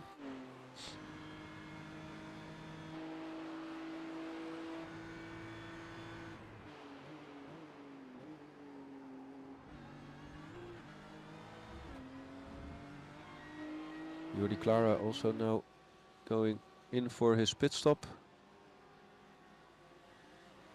Maybe a smart move as well. Meanwhile, still in the pits, John Sylvester, Antonio Jesus Vaillon and Gerard Sedin Suez. And I'm afraid for the Ferrari, it will be over. I think you can lose about 8 laps, 7 or 8 laps, and then you're out of the 70%. So I hope his damages can get fixed in time. His required damage, his required repairs, of course. You have two types of repairs in iRacing. You have the required repairs. Mainly those are needed, for example, to repair leaking fluids or cooling issues. But stuff like bend suspension or aero damage, those are optional repairs. You can still drive with them, with that. But if it would also mean that after a crash, if your steering is facing, for example, a 45-degree angle to drive in a straight line, that won't be fixed if you don't do the optional repairs. So it's always interesting to see if you can drive with a lot of optional repairs left. Christian Lemos close to Martin Hobson this time. Is he close enough? No, he slots back in behind him.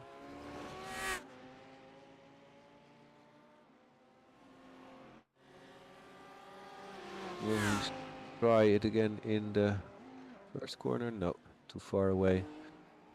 Would have been considered a dive bomb as well. Ooh, almost driving into the back of the BMW, which is a little bit slower around that corner compared to the mid-engine or rear-engine Lamborghini. And meanwhile, Diego Kruk managed to create a gap between him and Winston Eckel. Jordi Clara, meanwhile, did his pit stop and is back in P10, and Tom Vos just behind him. Tom Vos also just did his pit stop, which I completely missed. Tom Vos in front of him, by the way, sorry.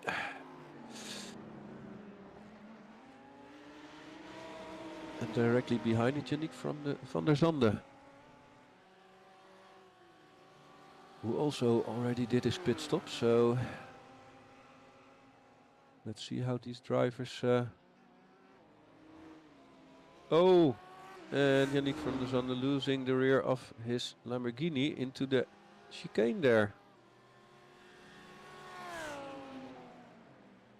I think he just broke a little bit too hard there, turning into the corner. Maybe we can get a replay of that.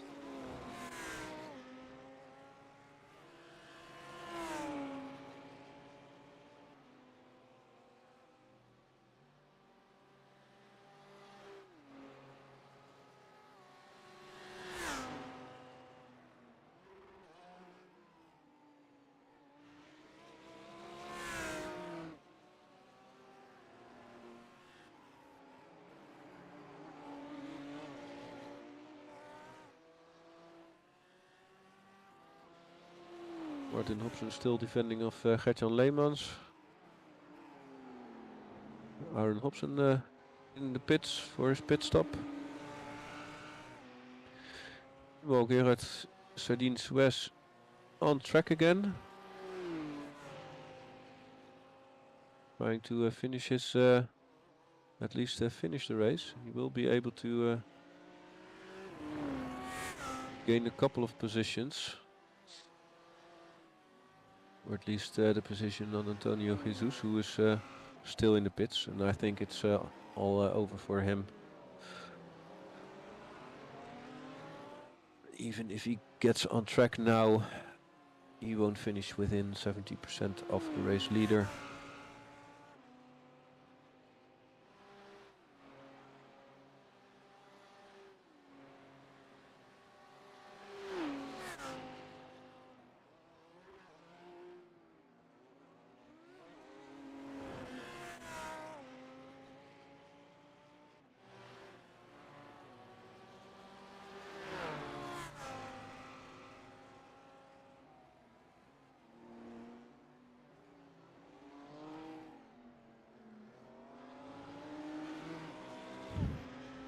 Martin Hobson doing a very good job keeping Gert-Jan Leemans at bay. Yeah, meanwhile, Perry Pijnaken this time driving a solid race at the front.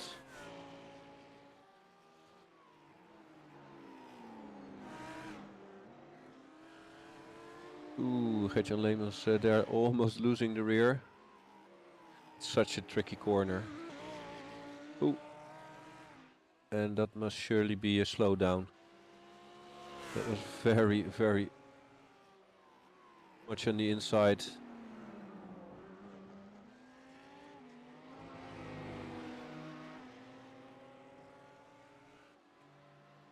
And otherwise he got lucky there. Because he did cut the corner quite heavily. Meanwhile, Dave P. Perez in P7, still need to pit of course. So I wonder what he can salvage from this race after getting caught up in that incident of Antonio Jesus Fillon and the other driver, Diego Cook.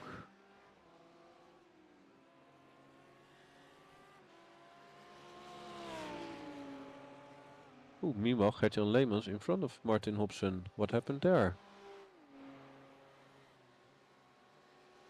Did Martin make a mistake? This is almost 1 second behind as well.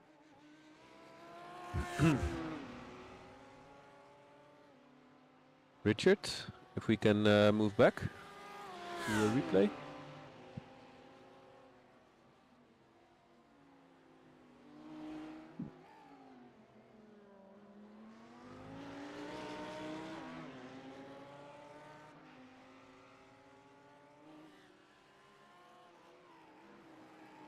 I see Richard is quickly needed to do a bathroom break, so he will be right back.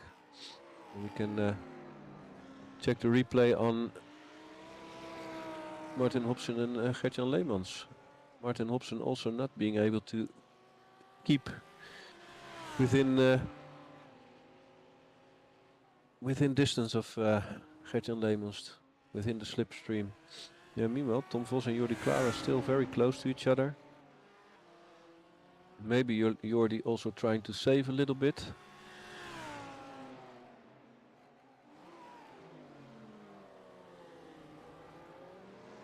Braking very, very late there.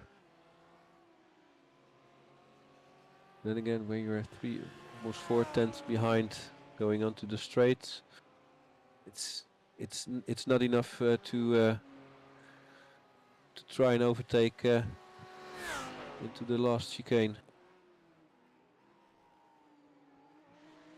You can only try to have a better exit, which he has. And now he will try and most certainly he will try to overtake. On the inside into turn 1. Oh no. Oh no. He washed out too much.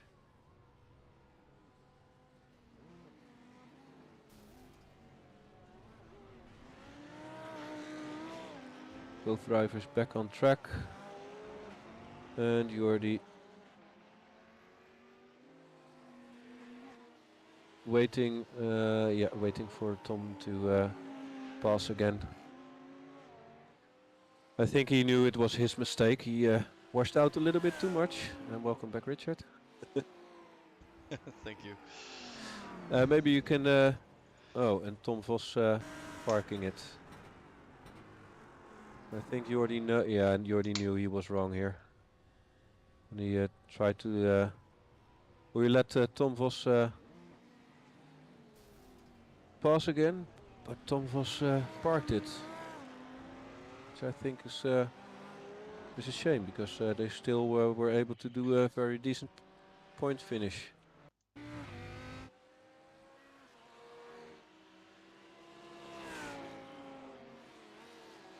Yeah, maybe he parked it because he saw, okay, I have too much damage or something because of that, but the car option, yeah, still looks quite okay, but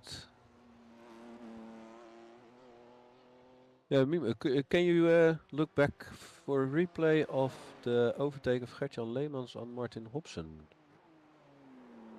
A couple of laps back. Ah, yeah, I already thought something happened with Martin. That declares. Yeah, that declares it. Martin completely losing it in the final chicane due to the white sausages. I can't imagine he just loses it under braking or something. It's really weird. Or he just clipped the grass somewhere.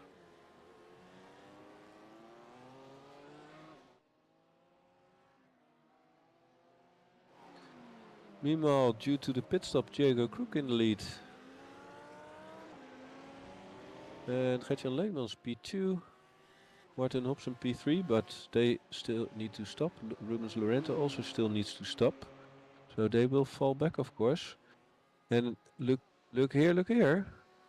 David P. Perez, although he got caught up in that incident in the final turn at the beginning of the race, he's now the virtual leader. So Rubens Lorente now going into the pits. We're halfway.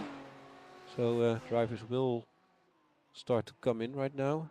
I think you can drive about 25 minutes on the tank, and then you really need to get into the pits for some more fuel.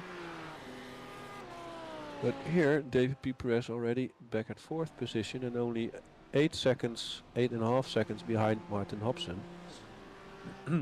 maybe we can see the total pit stop times, so we can do a calculation if he will be in the lead, or if someone else still will be in the lead. But meanwhile, he did jump Perry Pijnaken, who was in the lead, so yeah, 40.8, 39, so let's say 41 seconds, so that will be an easy lead for David P. Perez. But he is being chased by Perry Pijnaken. Can Perry do something? Because this is the part where the BMW will start to struggle with traction outside, out of the corners.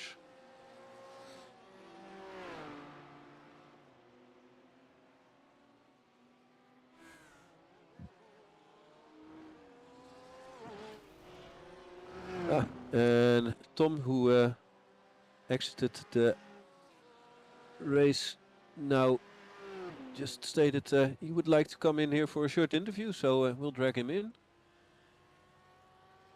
Hello, Tom. So, yeah, a very decent race, but yeah, small mistake from Jordi Clara. But what decided you to stop? The car was broken, totally broken. So yeah, I got the meatball flag, so I needed to stop the car. So yeah, unfortunate. It was quite a good race, and yeah, just a shame, really. Yeah, you really had a very strong pace. Also in the first race, you had a very strong pace. Also with a very good overtake on Jordi in the final chicane. I mean, talk us a little bit through the first race. Yeah, first race, yeah, the start was quite decent. I think I had Jordi Clara, but yeah, he kept in front a little bit, and then yeah, I was just waiting and waiting because I saw I had the pace in the slipstream. So yeah, just waiting on the mistake, and he made it, and yeah, then I went for it. Yeah, we changed some lines so Alonso can learn from it, but yeah, at the end it was fair. So Maybe you can explain a little bit to the viewers how hard is it to overtake here? yeah, it's really hard. You need to be in like 2/10 of a second out of the hairpin, and then with a good exit, you maybe can pull it off. Otherwise, you really need to stay behind because yeah, Yeah, or you yeah, need the to, straights are not too long. So yeah, or you need to do a very risky move into the one of the 3 chicanes. yeah, and you don't four. want that because yeah, that's gonna end in tears. So Yeah, yeah, it was really unlucky to see you having to pull over. I already thought that you had a meatball, but really unfortunate because I think the contact itself wasn't even that hard, but I think it was precisely on the right spot. yeah, exactly. And yeah, unfortunate what happened by the pit stops. There were 2 guys in front of me, and I said already I'm gonna brake earlier, and yeah, still too late. So yeah, I hope the guys resumed their race like normal, or I hope at least. Yeah, most likely. Well, good to have you here in the commentary booth, and yeah, hope you will be there again for the final race next week. No, I'm in Spain. Ah. I should have been in Spain today, but I got a car accident in the Oh. morning, so I was still not here. very So good. yeah, that was not so very lovely. So So you're No. not But, hurt, right? no. A deer Okay. crashed Hi, guys, into our I'm back. cars. So Yeah, hello. okay. Okay. Okay, good you're okay. I hope the car is still That's fixable. important. Yeah, only a lot of damage, so no worries. Only a lot of damage, no worries. Again, As long as you're not hurt, yeah. yeah. Well, Tom, thank you again for coming into the commentary booth, and yeah, at least then have a good holiday next week, hopefully. Yeah, I hope so too. Good luck with commentating. Thank you, thank you. Take care, Tom. Bye bye. Bye bye. Hi, Martin. I'm back. Hello, Michael, and good evening. Yeah, good afternoon for you, I think. Yeah, it is good afternoon here. It's 10 to 4, so it's still plenty of time of day here. So So let's get back to the race again after this interesting interview. Tom was really, yeah, very unfortunate that the mistake of Jordi Clara costed him a meatball flag.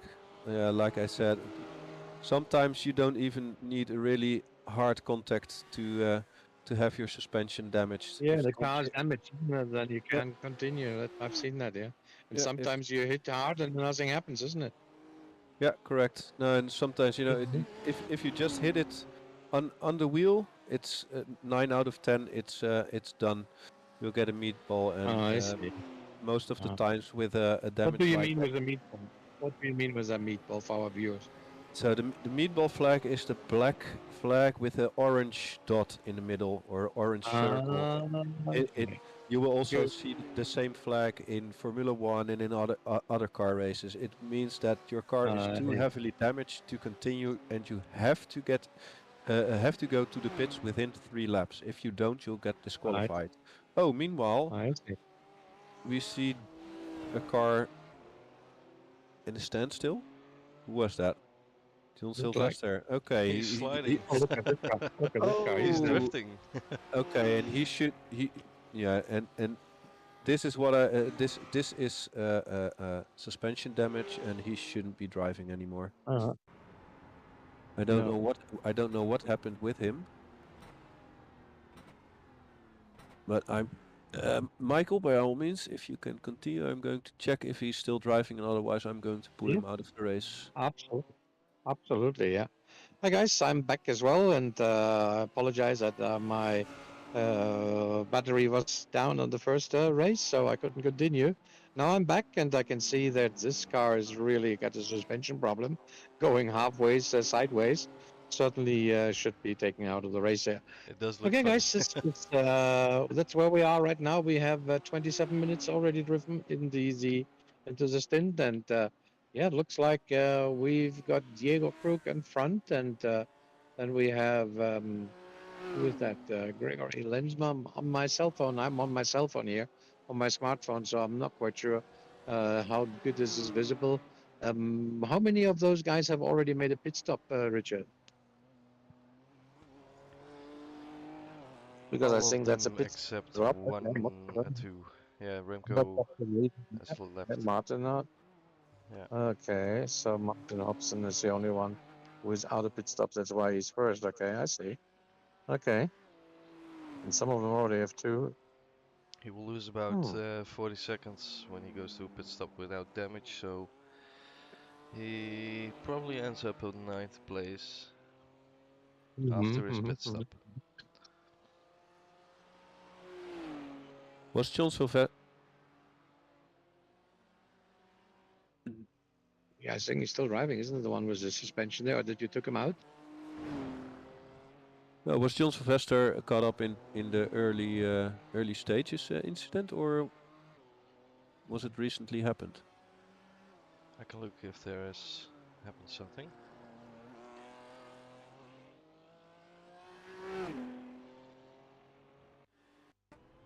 That looks so strange. Yeah, he's already driving. 1, 2. Look at this. This So looks strange. he's already driving 9 laps with it. Yeah, just take him out there. It's just a danger to the others.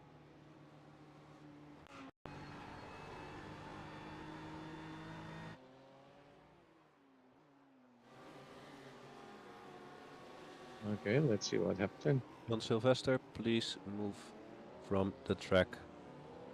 Yes. This is just a matter of time that it goes wrong. So race control here requests you to move from the track.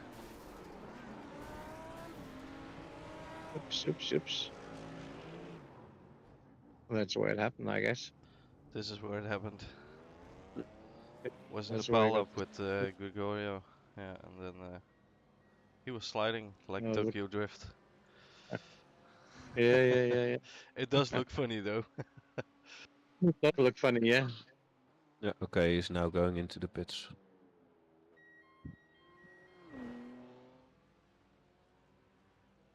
Okay. We don't have any fast repair anymore, isn't it?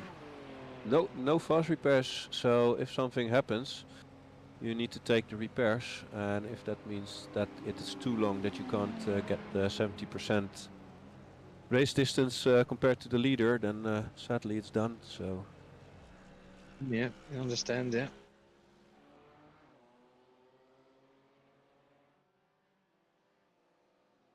So who has won the first part? Was it you in the end, Martin, because I got Yep. cut off? Yes. Yeah, congrats. And that was really cool. Your tactics paid off. I was commentating and I was saying that was probably a smart move because you really had a clear race and you just came out right in front of him. Yeah, the pit exit was really tight with... oh my god, I forgot his name already. But we were side by side. Yeah, and I just broke as late as possible for the first chicane that we came to, and he also said backed out a little bit because otherwise it would have gone wrong. And yeah, after that he was trying to fuel save a bit, but he underfueled too much. So in the end, he had to fuel save more. So yeah, when I saw the gap building from just under a second all the way to at the end 6 seconds, I thought like, okay, he most certainly must have needed to fuel save, and he did. I see. Yeah, very good tactics that really paid off, and the 100 points really serves you well, I guess. Yeah, I'm really happy with that win. I mean, it's good for the championship. I missed the first race, of course, due to the due to the commentary. But so I have some catching up to do, and hopefully next race next week I can do the same. I think Yeah. it's at Spa. Yeah. Yeah, I Yeah, the think last next. one.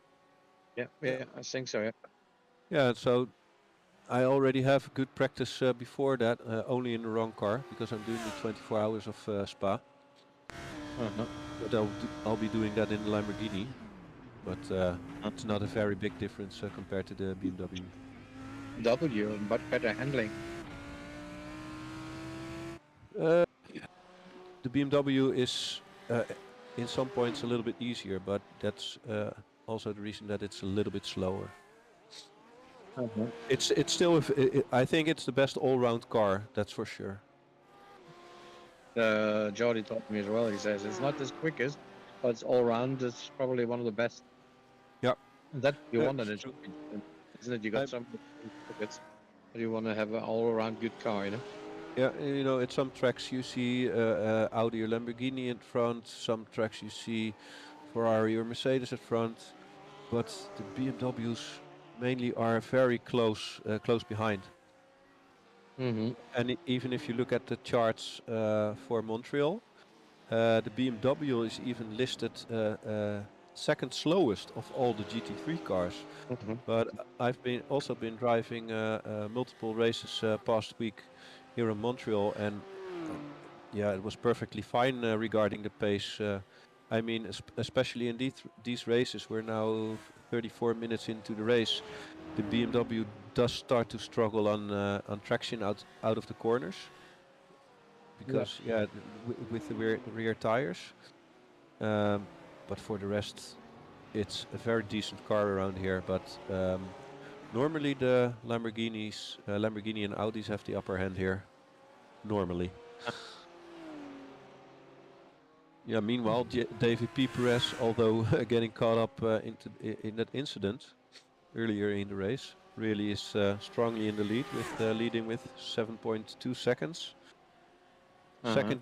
Second is Diego, also a very solid race, but he has Perry very closely behind him. So that still will be an interesting one. But if Perry doesn't do the same move again in the final lap as he did in the sprint race, both drivers should get a podium.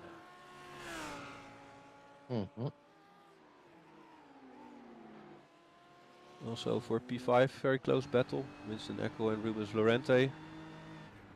Meanwhile, 5 minutes to go. And also for P8, Jordi Clara very close behind Jansen Ferreira. There BMW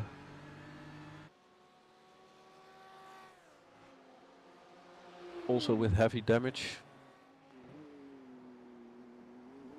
But at least with the straight steering. At least, yeah.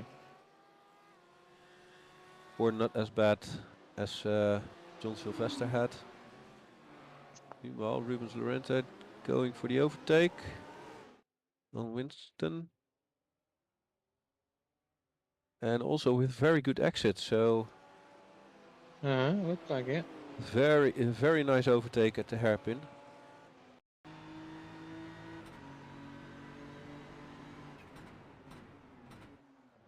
Yeah, usually when you have the yeah, he was too much on the outside there.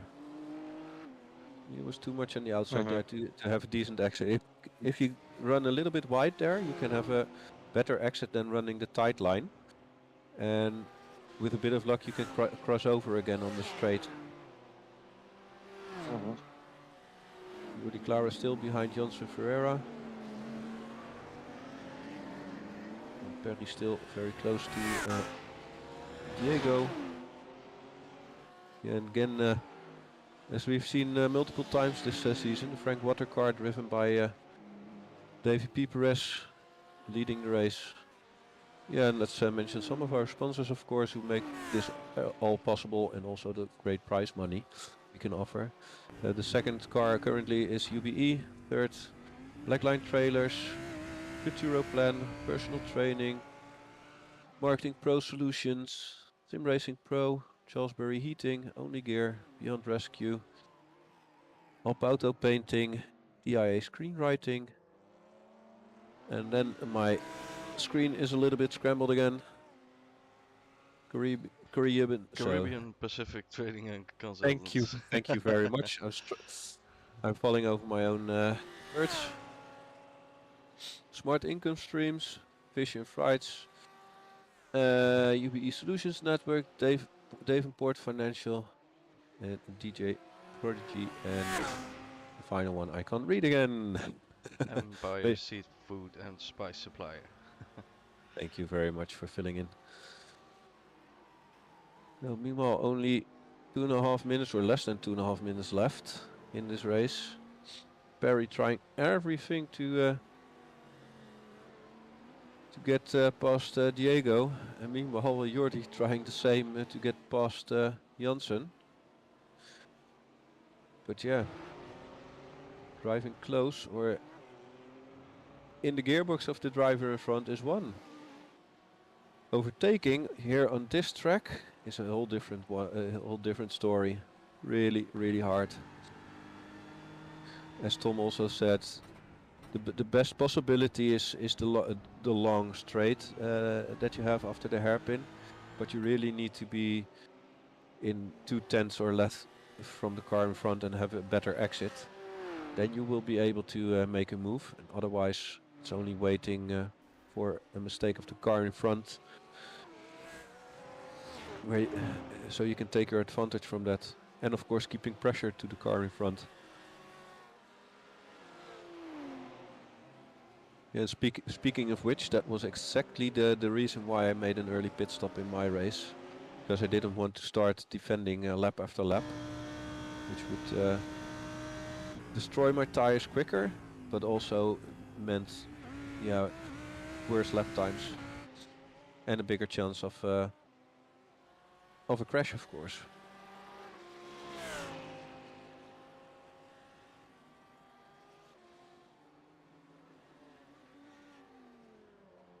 Ooh, meanwhile, Janssen Ferreira also within a second of Gertjan Leemans. So was it first Jordi challenging P8?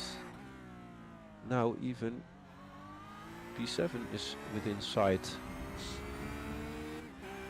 But we're currently in the final lap. Almost missed that.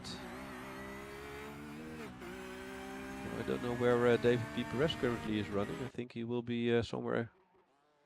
Yeah, he's now the chicane now running to the hairpin. Yeah, and he's a very safe lead for him. So that will be a double win for David P. Perez. Unless his fuel runs out now, or strangely he crashes. But a very, very solid drive from David P. Perez again. Yeah, Jordi with not so much luck, but very close again to the Porsche. And here's Diego on the straight, having a double win. So congratulations to David P. Perez. Yeah, congratulations again. Yeah. Diego Krug managed to wins in a row. Yeah, and Diego managed to leave Perry behind him, so he's second, Perry Pijnaken third, Yannick van der Zanden fourth, and Rubens Lorente fifth, Sten Eckel sixth, Gertjan Leemans seventh, Janssen Ferreira eighth, Jordi finishing ninth, Martin Hobson 10th, and now Pedro in 11th. And then we have to wait a little bit for Juan Carlos Villaro in 12th position.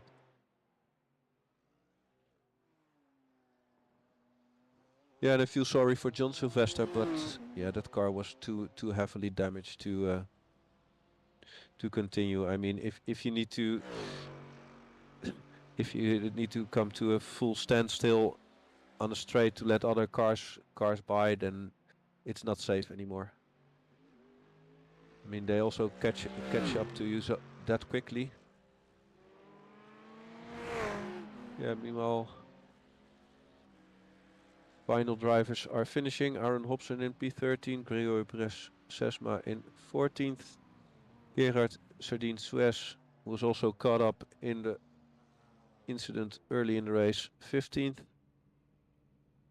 And Antonio Jesus did finish the race, but I'm afraid it was too far behind. And this concludes the feature race. Quite an eventful race.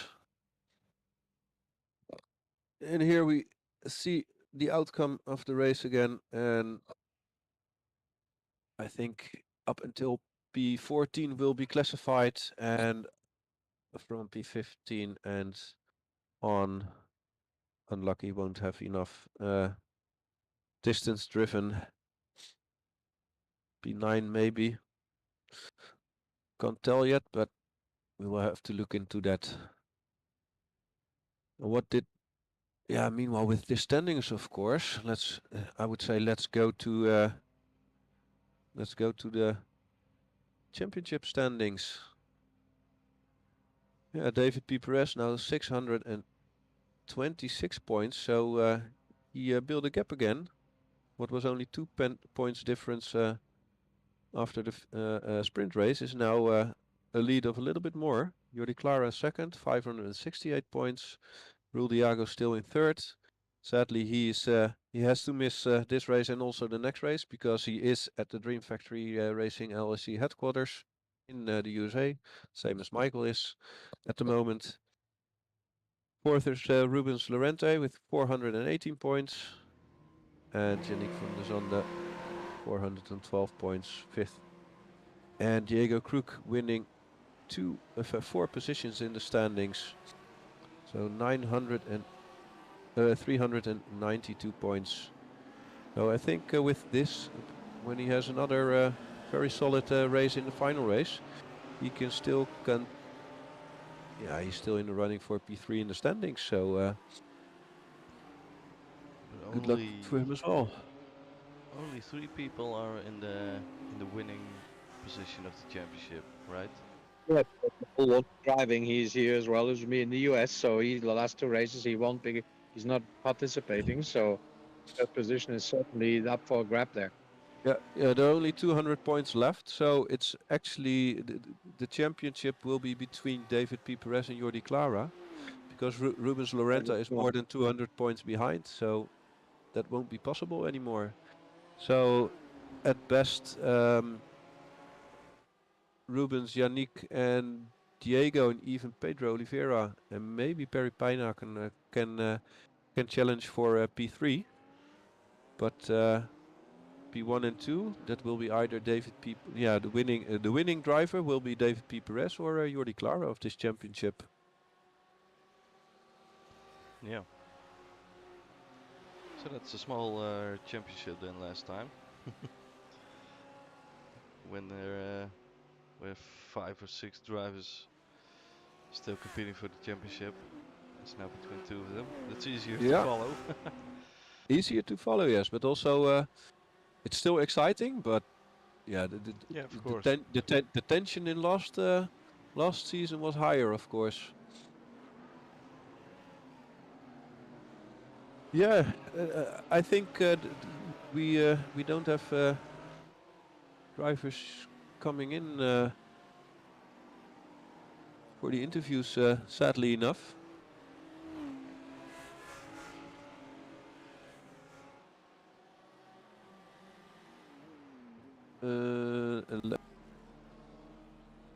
Let me see if we can get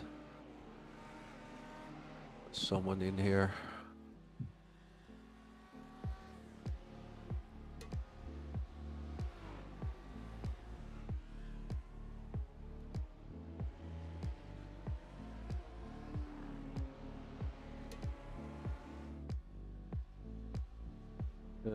Who was third again? Perry, right? Perry, yeah. Diego second, David first.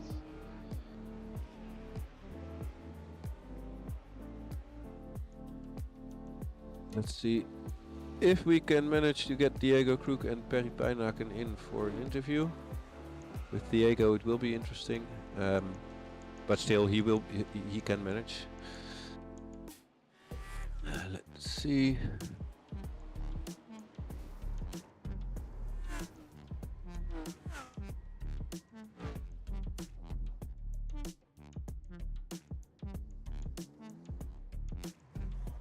Ah, there's Diego. So hello, Diego.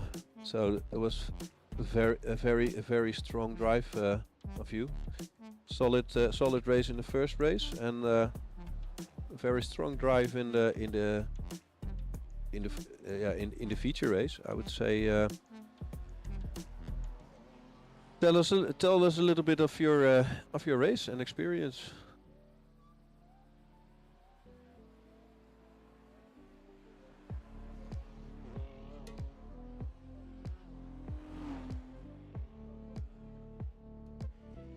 We can't hear you, by the way. Hello? Are you listening? Yes. Yes. Oh, okay, okay. Now we can hear you. So there was a very solid drive in the feature race, but also a very decent drive in the first race. I mean, talk us through it a little bit. And thank you for the championship. Sorry for my English at the first time. I don't have the custom to talk in English, and so only my friends ask for me come here and talk. I am very happy with the results. I have a little train and make a consistent race to make some points for the championship. I don't know how I can get the second place in the race 2, but I'm very happy with the results. I think you had a little bit of luck of some stuff happening behind, but nevertheless, really strong drive. Yeah, and as for the championship, you moved up 4 places again, so really strong there. And for the final race, I would say practice a lot, because you can still get 3rd in the championship. But you're doing really well, and was very good to see you. Just a small question: was the BMW hard to drive in the end with the rear tires? Yeah, the cars are so much hard to maintain in the track, because the BMW is not good for tracks that have too much hairpins and slow turns. It's what I can see the all time I have driving with that. Then I have seen in the week that we have too much cars driving like a Lamborghini and Audi that are very easily to drive in this track, and I'm happy totally. And let's go to Spa. Yeah, so thanks for being here, and I would say just give us also a few words in your own language about the race. Sorry, Martin. Yeah, I mean, you can also say some words in your own language about the race. So go ahead. Sorry, understand you. Never mind. I would say good luck next week at Spa, and yeah, all the best, and hope to see good fight for 3rd in the championship. Thank you. So, and this concludes the race tonight on Montreal, and I would say a very good night to everybody, and don't forget to watch us, like us, on Twitch, on Facebook, and on YouTube, of course. So, checking out Maarten de Jong and also the great camera work again from Richard Meckers. Thank you very much and have a good evening, everybody. Not a problem. Have a good night.